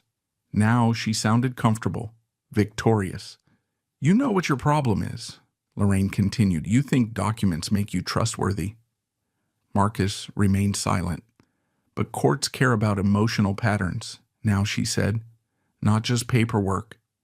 There it was again, courts, strategy, narrative. Marcus let her continue uninterrupted. You built this cold little image your whole life, Lorraine said, reliable, responsible, quiet. Her tone sharpened slightly, but eventually people see what's underneath. Marcus stared at rainwater dripping beneath the garage door. And what's underneath? A controlling man who needs power to feel secure. Marcus heard footsteps overhead inside the house, probably neighbors outside. He lowered his voice.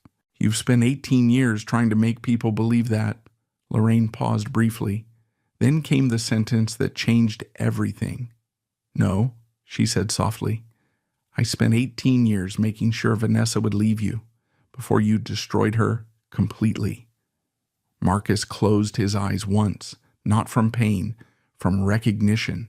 Intent finally spoken aloud, cleanly, directly, no ambiguity. The silence stretched between them. Then Lorraine continued speaking, too much now, too confidently. You should have divorced her years ago if you had any dignity, she said. Instead, you sat there collecting resentment like a little accountant. Marcus's grip tightened around the phone. Still calm, always calm. You think you're smarter than everybody because you stay quiet, Lorraine continued, but quiet men break families slowly. Marcus listened, every word recording cleanly into permanent evidence.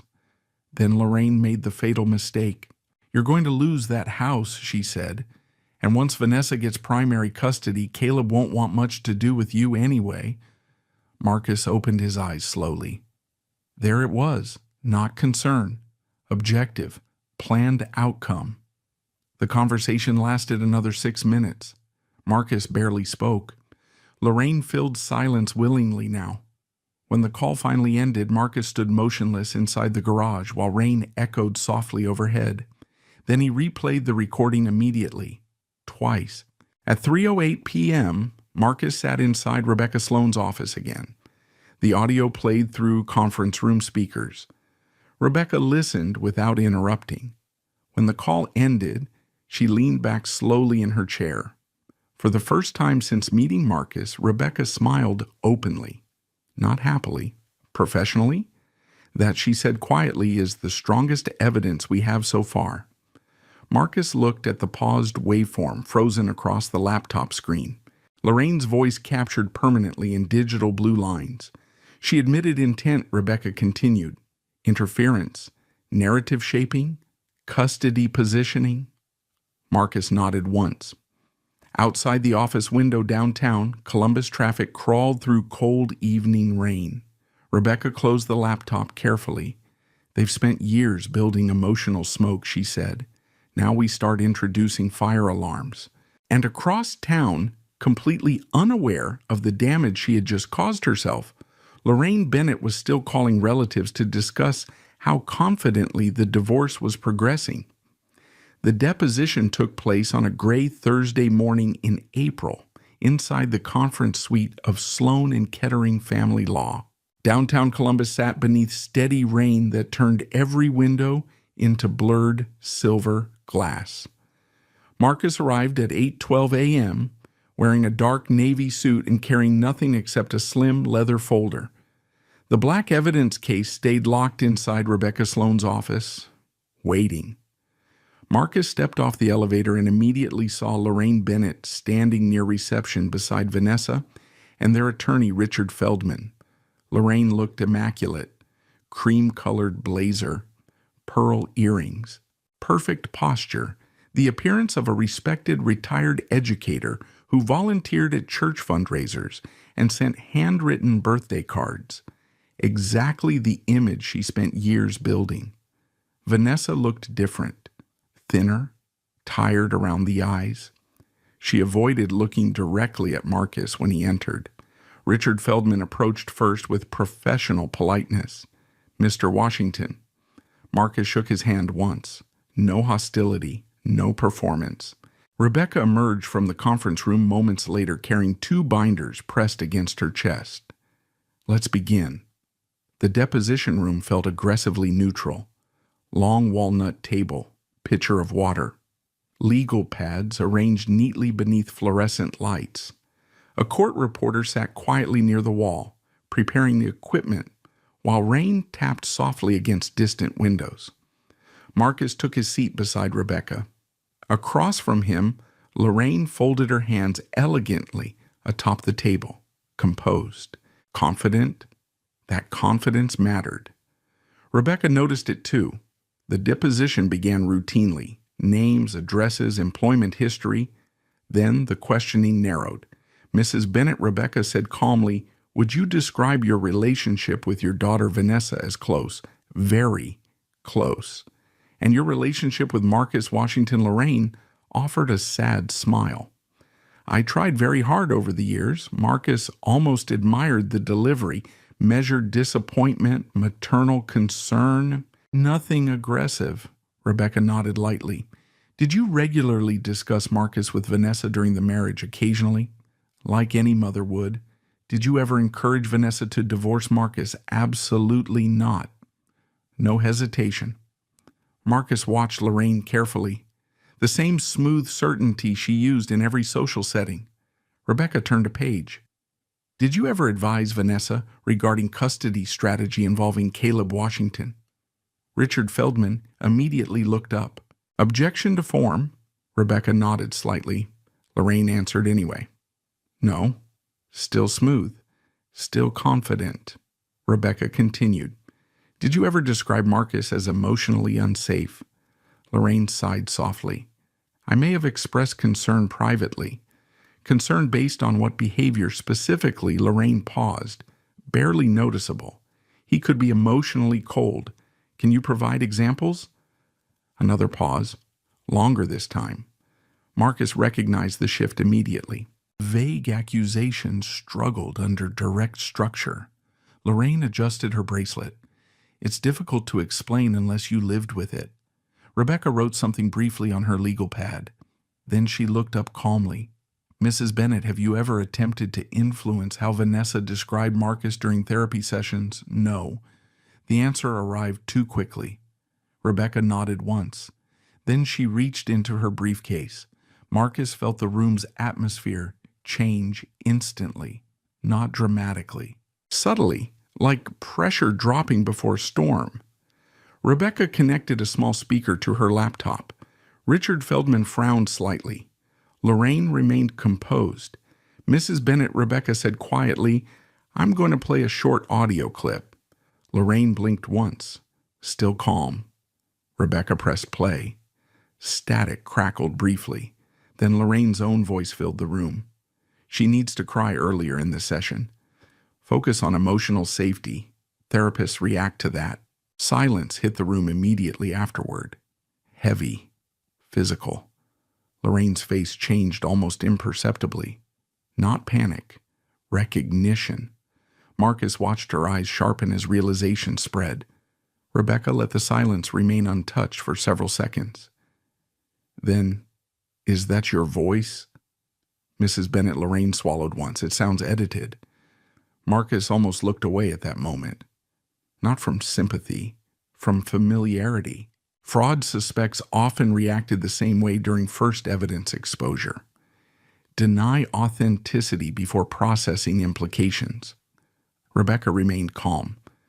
"The recording has already been forensically preserved and authenticated," she said. "Would you like me to repeat the question?" Richard Feldman leaned forward immediately. "We'd like copies of any alleged recordings before further comment." "You received disclosure notice last week," Rebecca replied evenly. Feldman's expression tightened slightly. That meant he had not fully reviewed everything yet. Interesting. Rebecca clicked another file open. "Mrs. Bennett?" she continued. "Did you ever encourage Vanessa to use specific emotional terminology during therapy?" Lorraine straightened in her chair. "No." Rebecca pressed play again. "Don't argue facts. Argue feelings. Facts can be defended. Feelings can't." Vanessa visibly flinched this time. Marcus noticed immediately. Not just embarrassment, recognition, like hearing private memories replayed from outside herself. The court reporter stopped typing briefly before resuming. Rain hammered harder against the windows. Rebecca's voice remained perfectly controlled. Still denying involvement, Lorraine crossed her arms now. For the first time all morning, she looked defensive. "You don't understand context." Rebecca nodded.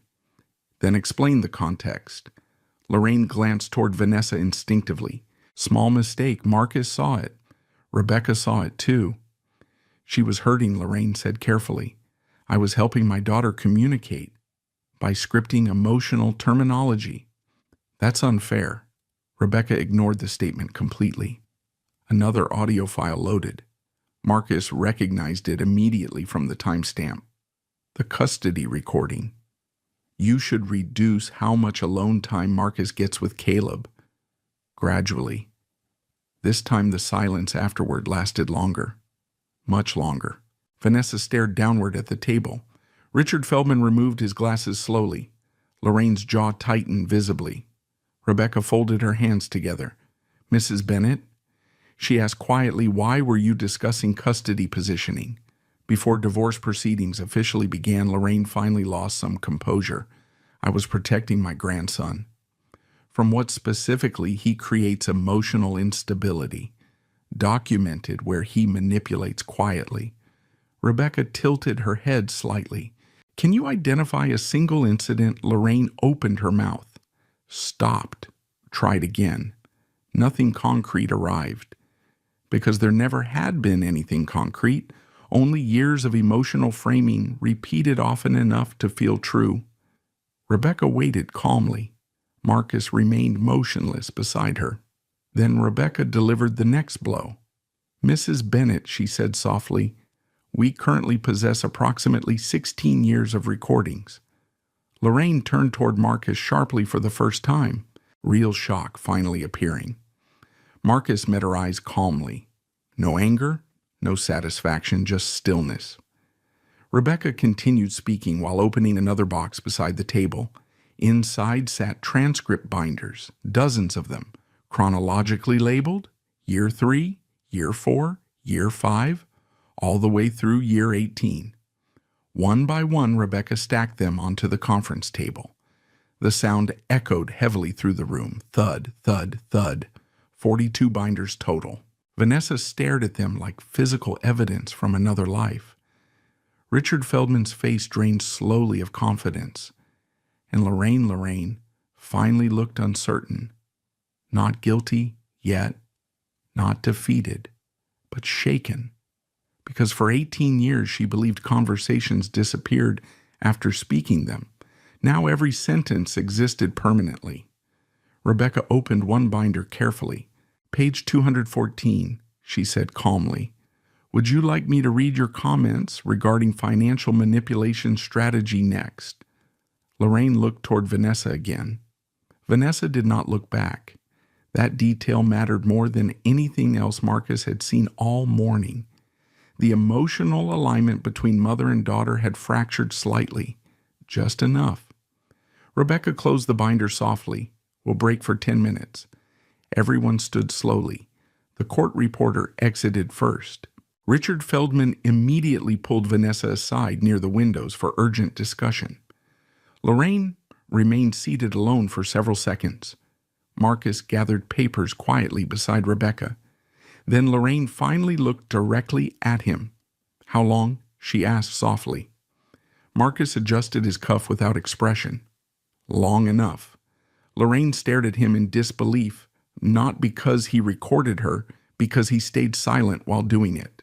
And across the conference room, Vanessa was still staring at the mountain of transcript binders, like someone realizing the past 18 years might not belong entirely to the version of reality she had been taught to believe. Vanessa Washington listened to the recordings for 6 straight hours across 2 days. By the end of the second day, she stopped trying to defend most of them. The first session took place inside Rebecca Sloan's conference room the Monday after the deposition. Outside downtown Columbus moved through cold spring rain while traffic lights reflected red and yellow across wet pavement below the windows. Inside, nobody raised their voice. That was the strange part. Marcus expected anger, denial, maybe screaming. Instead, the room felt exhausted. Vanessa sat at the far end of the table wearing a gray sweater and holding a paper coffee cup she barely touched. Her attorney, Richard Feldman, remained unusually quiet while Rebecca organized audio files beside her laptop. Lorraine was not present. That mattered. For perhaps the first time in 18 years, Vanessa had no immediate emotional translator beside her. Rebecca clicked play. Lorraine's voice filled the speakers calmly. You need to stop letting Marcus redirect conversations toward facts. Vanessa closed her eyes immediately. The recording continued. When men stay too calm, therapists trust them automatically. You have to describe emotional pressure instead. Marcus watched Vanessa carefully, not triumphantly, just observantly, the same way he observed claimants during fraud interviews when reality first interrupted rehearsed stories. People rarely reacted dramatically at first. Confusion came before collapse. Rebecca stopped the recording. Would you like another example? She asked gently. Vanessa rubbed both hands against the coffee cup. That could mean anything. Rebecca nodded once, then played another. Don't argue facts, argue feelings. Facts can be defended, feelings can't. This time Vanessa looked physically uncomfortable. Marcus recognized the expression immediately. Memory conflict. The human mind hated discovering outside influence attached to deeply emotional moments. Vanessa swallowed hard. She was trying to help me communicate. Rebecca did not argue. Instead, she opened a transcript binder. Page 418, she said calmly. This call happened 2 hours before your therapy session on March 12th. She slid the binder toward Vanessa. Highlighted phrases covered the page. Emotionally unsafe financial pressure. Silent intimidation. Rebecca flipped another page, then another. The exact same phrases later appeared in Dr. Grant's therapy notes. Word for word. Vanessa stared at the pages without speaking.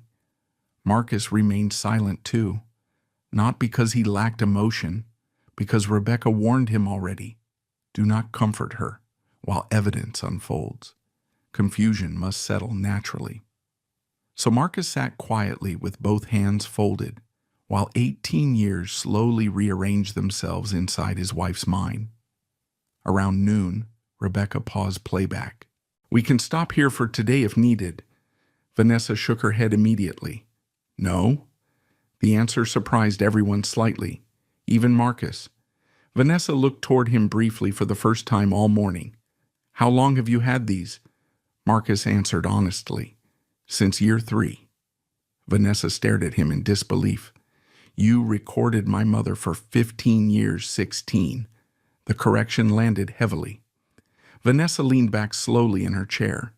You just listened. Marcus thought carefully before answering. No, he said quietly. I documented. Richard Feldman finally spoke. Why not confront anyone earlier? Marcus looked toward the rain-covered windows, because every confrontation became another story about my behavior. Silence followed. Not argumentative silence. Thinking silence. Rebecca resumed playback. This recording came from 7 years earlier. Lorraine's voice sounded sharp and irritated. You need separate savings before Marcus starts tightening control financially. Vanessa frowned immediately. That account was my idea. Rebecca pressed another button. Earlier section of the same call played. Open it quietly, Lorraine instructed. Men like Marcus panic when women gain independence. Vanessa's face changed again. Small shift. But Marcus noticed it. The beginning of separation between memory and influence. By late afternoon, Vanessa looked emotionally drained, not destroyed, unsteady. At 4:17 p.m., Rebecca played the hospital recording from Caleb's birth. Lorraine's voice echoed softly through the speakers. I exaggerated details because Vanessa needed support. Vanessa covered her mouth immediately. Marcus looked down at the table. That recording still affected him too. Not because of anger anymore, because it marked the moment he realized narrative mattered more to Lorraine than reality itself. Vanessa stared at the speaker. She admitted that Marcus nodded once. Rebecca closed the laptop. We'll continue tomorrow. Nobody argued. That night, Marcus drove home separately through light rain, while downtown office buildings faded behind him in blurred reflections. The house felt strange now, fragile, like everyone inside understood something irreversible had started. Caleb sat at the kitchen counter eating leftover pasta when Marcus entered. How'd it go? He asked carefully. Marcus loosened his tie slowly. Long day. Caleb studied him. She heard the recordings. Yes. Caleb hesitated. Did Grandma know you had all that number? A faint, almost stunned laugh escaped Caleb. That's insane. Marcus poured himself water at the sink. Upstairs, Vanessa remained inside the bedroom with the door closed. No phone calls with Lorraine that night. Marcus noticed immediately. At 11:08 p.m., he sat alone in the basement office reviewing additional transcript files when soft footsteps approached. Vanessa stood in the doorway. She looked exhausted, not angry anymore, just hollowed out. Marcus removed his reading glasses slowly. What do you need? Vanessa crossed her arms tightly. You really recorded everything, not everything. How did you even live like that? Marcus considered the question carefully, then answered honestly. I adapted. Vanessa looked around the basement office. The organized files, labeled drives, chronological binders.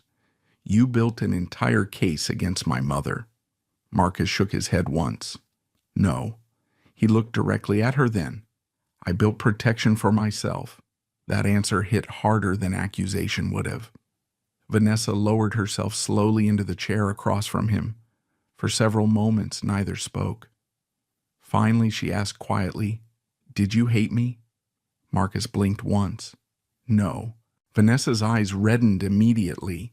Then why didn't you tell me? Marcus leaned back slowly. Because every time I challenged something, you believed her more. Vanessa looked away. The worst part was she knew that was true. Marcus continued carefully. You remember Cleveland? Vanessa frowned faintly. The hotel fight. Yes. Her expression tightened. You screamed at me for checking your spending. Marcus shook his head slowly. You screamed at me because your mother spent 2 hours convincing you I was monitoring your independence. Vanessa opened her mouth, stopped. Memory shifting again. Marcus watched it happen in real time. Tiny uncertainty entering old emotional certainty. There are dozens like that, he said quietly. Vanessa rubbed both hands over her face. This doesn't make sense. It does, Marcus replied calmly. You were conditioned slowly. The word conditioned visibly hurt her, but Marcus refused to soften it, because soft language created confusion again. Vanessa looked toward the cabinet holding the drives. How many recordings are there? Marcus answered without emotion. 387. Silence. The basement suddenly sounded very quiet except for distant rain against the narrow windows. Vanessa shook her head slowly. My God. Marcus watched her carefully, not with satisfaction, mostly sadness, because despite everything, he still remembered the woman she used to be before Lorraine's influence became constant background noise inside their marriage. Vanessa finally looked back at him. How long were you preparing for this? Marcus thought about that. The recordings, the folders, the years of staying calm while his reputation eroded piece by piece. Then he answered with complete honesty. Since the moment I realized nobody would believe me, without proof. Vanessa stared at him silently while somewhere upstairs for the first night in years, the house remained completely free of Lorraine Bennett's voice. KT Thuk, PHN 12, PHN 13. Franklin County Domestic Relations Court smelled faintly like old paper coffee and rain-soaked coats. Marcus Washington arrived at 8:03 a.m. carrying the black hard case himself. Outside downtown, Columbus sat beneath heavy April clouds, while television crews covered an unrelated corruption hearing on the opposite side of the courthouse steps. People moved through metal detectors with tired expressions and folded umbrellas. Inside courtroom 4B, everything felt strangely quiet, controlled. Marcus preferred that. Chaos hid details, silence exposed them. Rebecca Sloan walked beside him carrying 3 binders and a slim laptop case. "You sleep at all?" she asked quietly. "A little." Rebecca glanced at the black case. "You ready?" Marcus looked toward the courtroom doors. Yes, but readiness did not mean peace. His stomach still tightened when he thought about Caleb sitting somewhere behind this entire legal disaster, trying to understand how his family became evidence exhibits. Vanessa arrived 15 minutes later with Richard Feldman. She looked pale, more fragile than angry now. Lorraine entered behind them, wearing another immaculate cream-colored suit with a silver cross necklace, resting carefully against the fabric. Public image fully assembled. Marcus noticed something else too. Lorraine did not look at him anymore, not directly. Judge Elaine Porter entered at 9 o'clock sharp. Mid-60s, controlled voice, 30 years of courtroom fatigue visible in her posture. Marcus liked her immediately because she wasted no motion, no theatrical authority, just structure. Everyone stood. The hearing began. Richard Feldman spoke first. He leaned heavily into emotional framing, unhealthy marital environment, emotional distance controlling behavioral patterns, instability affecting Vanessa's well-being. Marcus listened calmly while rain tapped softly against courthouse windows. Feldman's argument sounded polished, but Marcus noticed something important, very little specificity. Rebecca noticed too. When her turn came, she stood slowly and approached the bench with one binder in hand. "Your Honor," she said calmly, "this case involves extensive allegations of emotional abuse and manipulation directed toward my client." She paused briefly. "We intend to demonstrate that those narratives were systematically influenced over nearly 2 decades by a third party." Rebecca did not look toward Lorraine when she said it. She didn't need to. Judge Porter adjusted her glasses slightly. "Proceed," Rebecca called Marcus first. Marcus walked to the witness stand quietly, right hand raised, sworn in, then seated. Richard Feldman began cross-examination immediately. "Mr. Washington," he said smoothly, "isn't it true your wife frequently described you as emotionally unavailable?" Marcus answered evenly. "She used those words often." "And were you emotionally unavailable?" Number Feldman paced slowly. "Yet you recorded your family secretly for 16 years. Yes, that's not normal behavior, is it?" Marcus looked directly at him. "Neither is being falsely accused for 16 years. The courtroom grew slightly quieter after that. Feldman adjusted direction. "You monitored financial activity obsessively. I monitored shared finances. You tracked conversations. I documented conversations. You built files against your own wife." Marcus paused briefly. "Then I preserved evidence after repeated manipulation." Judge Porter watched him carefully. Marcus noticed that too. Not suspiciously. Analytically.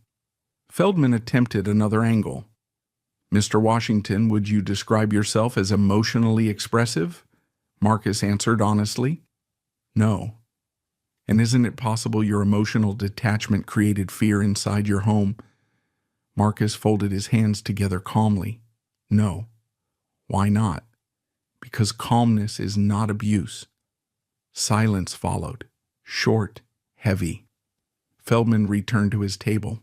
Rebecca stood immediately afterward. "Mr. Washington," she said, "when did you first begin documenting conversations year 3 of the marriage?" Why Marcus looked briefly toward Vanessa. then toward the judge, because events kept changing after they happened. Rebecca nodded once.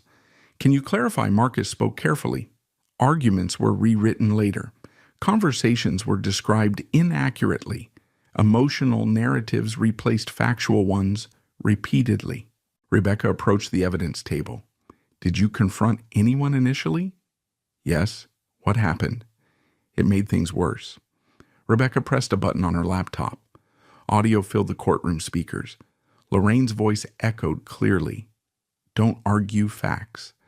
Argue feelings. Facts can be defended. Feelings can't. Even after hearing the recording multiple times already, the courtroom reacted visibly. Judge Porter leaned slightly forward. Rebecca let the silence settle before speaking again. Mr. Washington, did you manipulate this recording in any way? No. Was it legally obtained? Yes. Rebecca played another. You should reduce how much alone time Marcus gets with Caleb. Gradually. This time, Vanessa closed her eyes. Lorraine remained motionless beside her attorney, but Marcus noticed the tension in her jaw. Rebecca approached the witness stand. Did you ever threaten your wife physically? No. Did you ever prevent her from accessing money? No. Did you ever instruct Caleb to hate his mother or grandmother? Marcus answered immediately. No. Rebecca nodded once. No further questions. Then came Lorraine Bennett's testimony. She walked to the stand with controlled dignity. For the first several minutes, she performed well. Measured voice, concerned tone, carefully selected language. I only wanted to protect my daughter. Judge Porter listened without interruption. Then Rebecca began cross-examination. Mrs. Bennett, Rebecca said calmly, did you encourage Vanessa to use the phrase emotionally unsafe during therapy? Lorraine folded her hands tightly. I may have discussed communication techniques. Rebecca pressed play. Focus on emotional safety. Therapists react to that. Lorraine's face tightened. Rebecca continued immediately. Did you encourage custody positioning before divorce proceedings? Numbers, another recording played.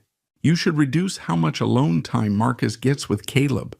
Rebecca paused the audio halfway through. Would you like the remainder played too? Lorraine said nothing. Rebecca stepped closer. Mrs. Bennett, can you identify a single documented instance where Marcus Washington endangered his son physically?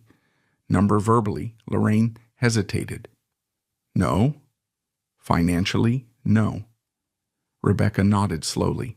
Then what exactly justified discussing custody limitation strategies years before divorce? Lorraine shifted slightly in the witness chair. Emotional instability. Rebecca's voice remained calm. Defined how Lorraine opened her mouth. Nothing concrete arrived. Again. Rebecca picked up another transcript binder. Mrs. Bennett, over 16 years, you repeatedly characterized Mr. Washington as controlling, emotionally dangerous, manipulative, and unsafe. She opened the binder carefully. Can you identify one specific event supporting those labels? Silence. Longer now. Judge Porter watched closely. Lorraine finally answered. It was cumulative. Rebecca nodded once, meaning emotional impressions rather than factual incidents. Richard Feldman objected immediately. Argumentative. Sustained, Judge Porter replied. But the damage was already visible, because the courtroom felt the absence now.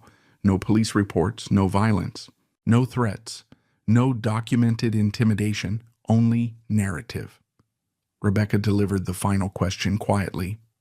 Mrs. Bennett, can you identify one marital conflict between Marcus and Vanessa that you did not involve yourself in somehow? The courtroom became completely silent. Rain hammered against the windows harder now. Lorraine looked toward Vanessa instinctively. Vanessa stared downward. Lorraine looked back toward Rebecca. Nothing came. For the first time since Marcus met her 18 years earlier, Lorraine Bennett appeared genuinely uncertain. Not angry, not polished, cornered. Judge Porter waited patiently. Still nothing.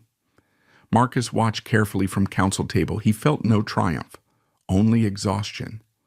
Because 18 years of emotional erosion had finally collided with structure, evidence, chronology, recorded reality. Judge Porter removed her glasses slowly. "I'll review all submitted materials before final ruling," she said calmly.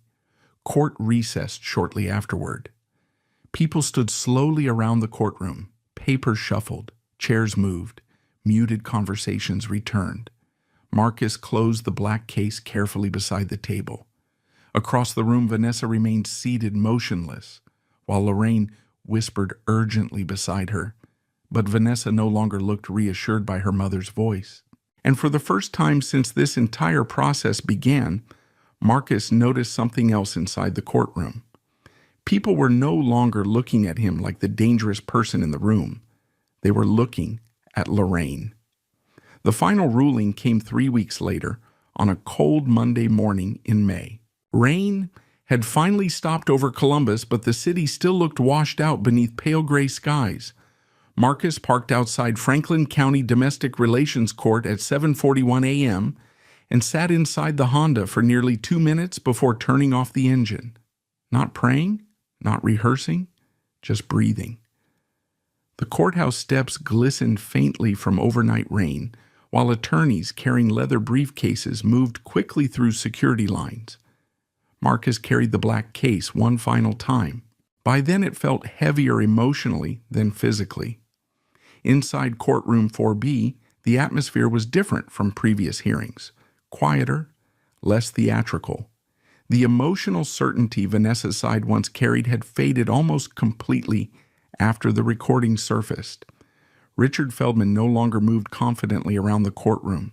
Vanessa looked exhausted in a way Marcus had never seen before.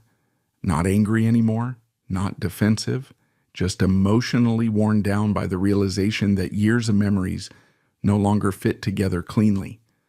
Lorraine Bennett still dressed perfectly, still controlled her posture, still wore pearls. But the room no longer reacted to her presence the same way. People listened cautiously now, not automatically. Judge Elaine Porter entered exactly at 9 a.m. Everyone stood.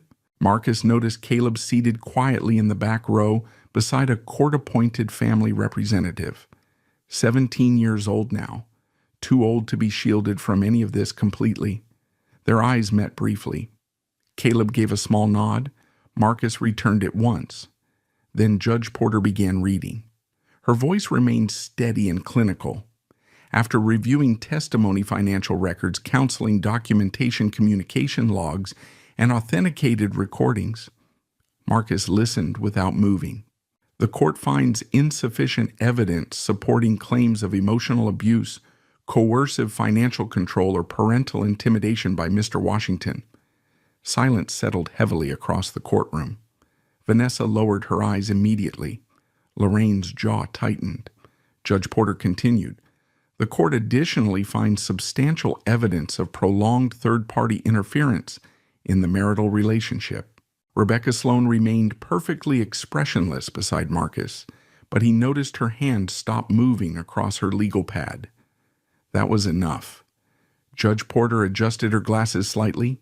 The recordings demonstrate repeated coaching regarding emotional framing, therapy manipulation, financial positioning, and pre-divorce custody strategy. Lorraine finally shifted visibly in her chair. Not dramatically, just enough. The judge continued. The court is particularly concerned by discussions encouraging limitation of the father-son relationship absent evidence of harm. Caleb looked down at his hands in the back row. Marcus felt something heavy loosen inside his chest for the first time in years. Not victory, relief, a different thing entirely. Judge Porter moved into financial rulings next. The marital home would be sold with equity divided fairly. Marcus's retirement accounts remained protected due to documented inheritance separation and financial tracing established by Rebecca. Vanessa retained her personal savings accounts but received no additional claims tied to alleged financial oppression. Then came custody. The court recognizes both parents as loving and capable, Judge Porter said calmly. Vanessa began crying quietly beside her attorney. Marcus looked forward without reacting. However, the judge continued, the court also recognizes that emotional narratives surrounding Mr. Washington were significantly influenced by external interference over many years. Lorraine closed her eyes briefly. Judge Porter's voice hardened slightly. Accordingly, the court orders joint parental decision-making authority with expanded discretion granted to Caleb Washington, given his age and demonstrated maturity. Caleb exhaled visibly in the back row. Marcus finally glanced toward him again. The boy looked relieved more than happy, as if years of tension had finally stopped pressing against his ribs. Then Judge Porter addressed Lorraine directly. "Mrs. Bennett." Lorraine straightened automatically. "The court strongly advises that you refrain from involvement in future parental disputes or custody exchanges." The courtroom became very still again. Judge Porter continued carefully. "Your conduct as documented through admitted evidence materially escalated marital instability rather than resolving it. No raised voice, no humiliation, just official recognition, which somehow felt harsher." Lorraine tried speaking. "I was only protecting," Judge Porter interrupted immediately. "No, Mrs. Bennett." The interruption landed like a hammer. "You were influencing." Silence. Complete silence. Marcus watched Lorraine carefully then. For 18 years, she controlled emotional gravity inside every room she entered. Conversations bent toward her interpretations automatically. Now that gravity was gone, because evidence had replaced personality, Judge Porter finalized remaining procedural matters over the next 15 minutes. Then finally, this court is adjourned. The gavel struck once. People began standing slowly. Papers shuffled. Chairs moved. Muted conversations returned cautiously around the room. Marcus closed the black case one final time. The sound echoed softly through the courtroom. Across the aisle, Vanessa remained seated while Richard Feldman quietly explained next legal steps beside her. Lorraine stood alone near the counsel table adjusting papers with unusually stiff movements. No relatives surrounded her. No comforting church friends waited nearby. No emotional audience remained. Just fluorescent lights and recorded truth. Rebecca touched Marcus lightly on the shoulder. "You did exactly what you were supposed to do," she said quietly. Marcus nodded once. "Thank you." Rebecca gathered her files. "You know, most people would have exploded years ago." Marcus looked toward the black case. "Most people probably should have." Rebecca almost smiled. "No," she said softly. "Most people would have lost." Outside the courthouse, cold wind moved through downtown streets while reporters chased another legal story entirely unrelated to them. Marcus descended the courthouse steps beside Caleb. Neither spoke immediately. Traffic hummed nearby. A city bus hissed to a stop at the corner. Finally, Caleb asked, "So, it's over?" Marcus looked out across High Street. "Mostly." Caleb shoved his hands into his hoodie pockets. "I still can't believe Grandma actually said all that stuff." Marcus studied his son carefully. "What matters now is what you do with the truth." Caleb nodded slowly, not fully understanding yet, but trying. Behind them, courthouse doors opened again. Vanessa emerged first. Lorraine followed several steps behind. The distance between them looked small physically, enormous emotionally. Vanessa approached Marcus carefully. For a second, Marcus remembered their first apartment together, cheap furniture, takeout dinners, laughing over broken smoke detectors, a whole life before suspicion became permanent. Vanessa's eyes were red. "I'm sorry," she said quietly. Not dramatic, not theatrical, just tired truth. Marcus looked at her for several seconds, then nodded once. Not forgiveness, acknowledgement. Lorraine stopped farther back near the courthouse railing. For the first time Marcus had ever known her, she looked uncertain where to stand. People passed without recognizing her authority anymore, without orbiting around her certainty, without asking what she thought. Caleb glanced toward his grandmother briefly, then looked away first. That moment hurt Lorraine more than the ruling itself. Marcus saw it clearly, because influence only existed while people emotionally depended on it, and for the first time, nobody in her family did. Marcus picked up the black case again. Then he walked past Lorraine without saying a single word. She turned slightly as he passed, perhaps expecting confrontation at last. Some delayed anger, some final accusation. Marcus gave her nothing, just silence. The same silence she spent 18 years mistaking for weakness. Marcus Washington moved into the Worthington house 3 months after the divorce finalized.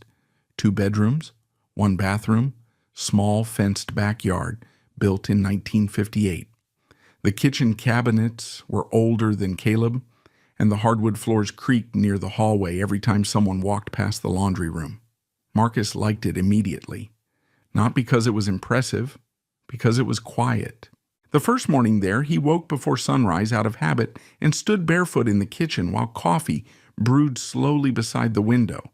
No tension upstairs, no late-night phone calls, no voices lowering when he entered rooms. Just silence. Real silence this time. Outside, early autumn fog drifted across the neighborhood while sprinklers clicked rhythmically somewhere down the street. Marcus leaned both hands against the counter and listened carefully. Peace sounded unfamiliar at first, almost suspicious. Caleb moved in gradually. At 17, he split time between both parents while finishing high school. Some weeks he stayed 3 nights with Marcus, other weeks longer. The adjustment felt awkward initially, not emotionally, practically. Marcus had spent years surviving inside emotional landmines. Now, ordinary moments suddenly mattered again. Laundry, groceries, driving lessons. One Saturday morning, Caleb walked into the kitchen wearing sweatpants and headphones while Marcus burned bacon accidentally on the stove. Smoke drifted toward the ceiling. Caleb stared at the pan. "You know there's a timer on your phone, right?" Marcus looked at the ruined bacon. "I got distracted." Caleb burst out laughing, real laughter, not nervous laughter, not tension management. Marcus stood there holding a spatula while the sound filled the kitchen unexpectedly. That laugh affected him more than the court ruling ever did, because it sounded light, free. The old house slowly developed routines afterward. Marcus repaired a loose fence section one weekend.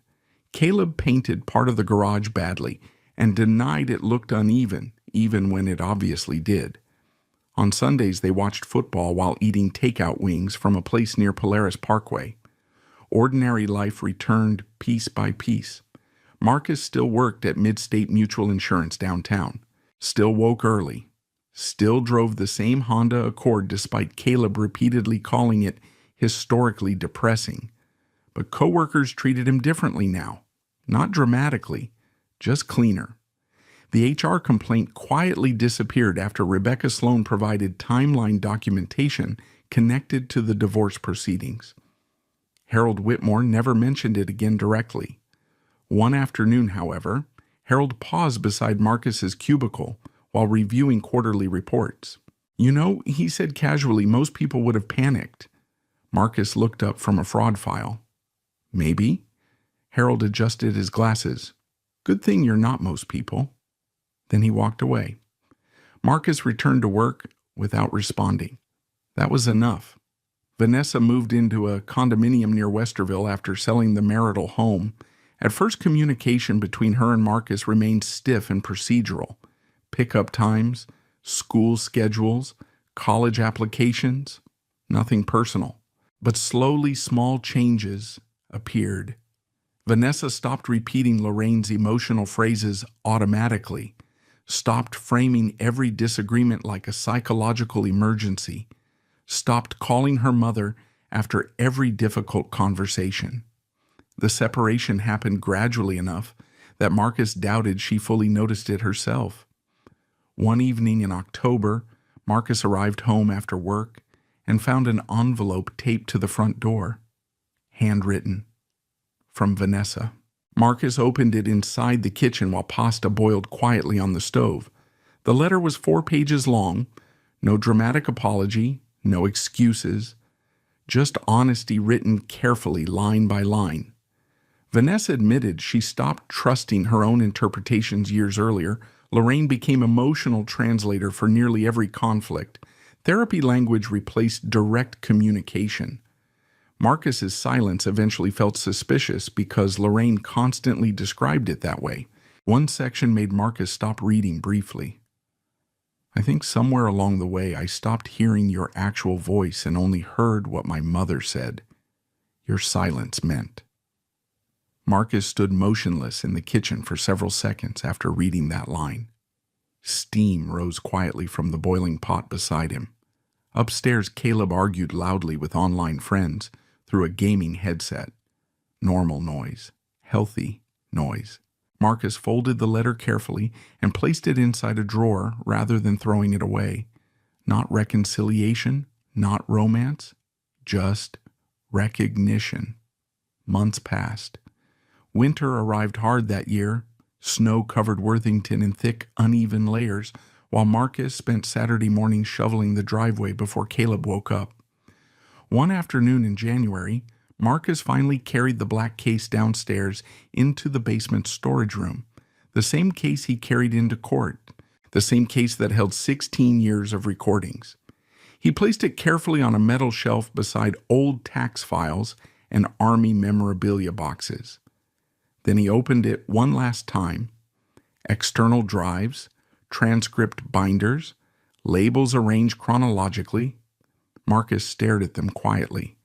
So much of his life reduced into documentation. Pain organized alphabetically. He picked up one drive. Year 3. The beginning. Marcus could still remember sitting at the kitchen table hearing Lorraine explain how to manipulate therapy sessions. That moment changed everything. Not because he became cruel afterward, because he became prepared. Marcus returned the drive carefully into the case. Then he closed the lid, locked it, and slid the case permanently toward the back of the shelf. Not destroyed, not celebrated, stored. Evidence mattered when survival required proof. But survival no longer required listening. Later that evening, Caleb came downstairs holding 2 bowls of microwave popcorn. You hiding bodies down here, Marcus almost smiled. Just old records. Caleb handed him a bowl. You ever gonna listen to those again? Marcus looked toward the shelf briefly. No. Why keep them? Marcus thought about that for a moment. Because sometimes surviving something matters, even after it's over. Caleb nodded slowly like he understood part of the answer, but not all of it yet. That was okay. Some lessons belonged to age. Upstairs, snow tapped softly against the windows, while the furnace hummed through the house. Marcus followed Caleb back into the kitchen. The bacon still burned occasionally. The cabinets still squeaked. The floor still creaked near the hallway. But peace had finally become ordinary enough that Marcus no longer questioned it every morning. As they ate popcorn and watched late-night highlights from college basketball games, Caleb laughed again at one of Marcus's dry comments about terrible defense coverage. Marcus looked toward his son across the kitchen table. Warm light, steam rising from coffee, snow outside, no accusations, no emotional traps waiting behind ordinary conversations. Just quiet, real quiet. And for the first time in nearly 2 decades, Marcus Washington understood the difference between silence and peace. Some people think strength is loud. They think the strongest person in the room is the one who argues harder, speaks sharper, or reacts faster. But Marcus Washington's story shows something different. Real strength is sometimes the ability to stay calm while your name is being rewritten in front of people you love. It's the discipline to prepare instead of explode. It's understanding that truth without proof can disappear very quickly in an emotional world. What happened to Marcus also reveals how dangerous slow manipulation can be. Not every broken family collapses because of one betrayal or one dramatic moment. Sometimes it happens quietly over years, through repeated suggestions, planted doubts, emotional pressure, and constant reframing of reality. That's why patience matters. Documentation matters, boundaries matter, and most importantly, protecting your peace matters. If this story touched you in any way, I'd really like to hear your thoughts. Have you ever experienced a situation where silence was mistaken for weakness, or where someone slowly manipulated the people around you? Share your experience in the comments. Your story may help someone else feel less alone. And if you enjoy deep emotional stories about betrayal, resilience, justice, and quiet strength, subscribe to the channel now. Tomorrow's story involves a family business, a hidden inheritance, and a secret that stayed buried for 22 years.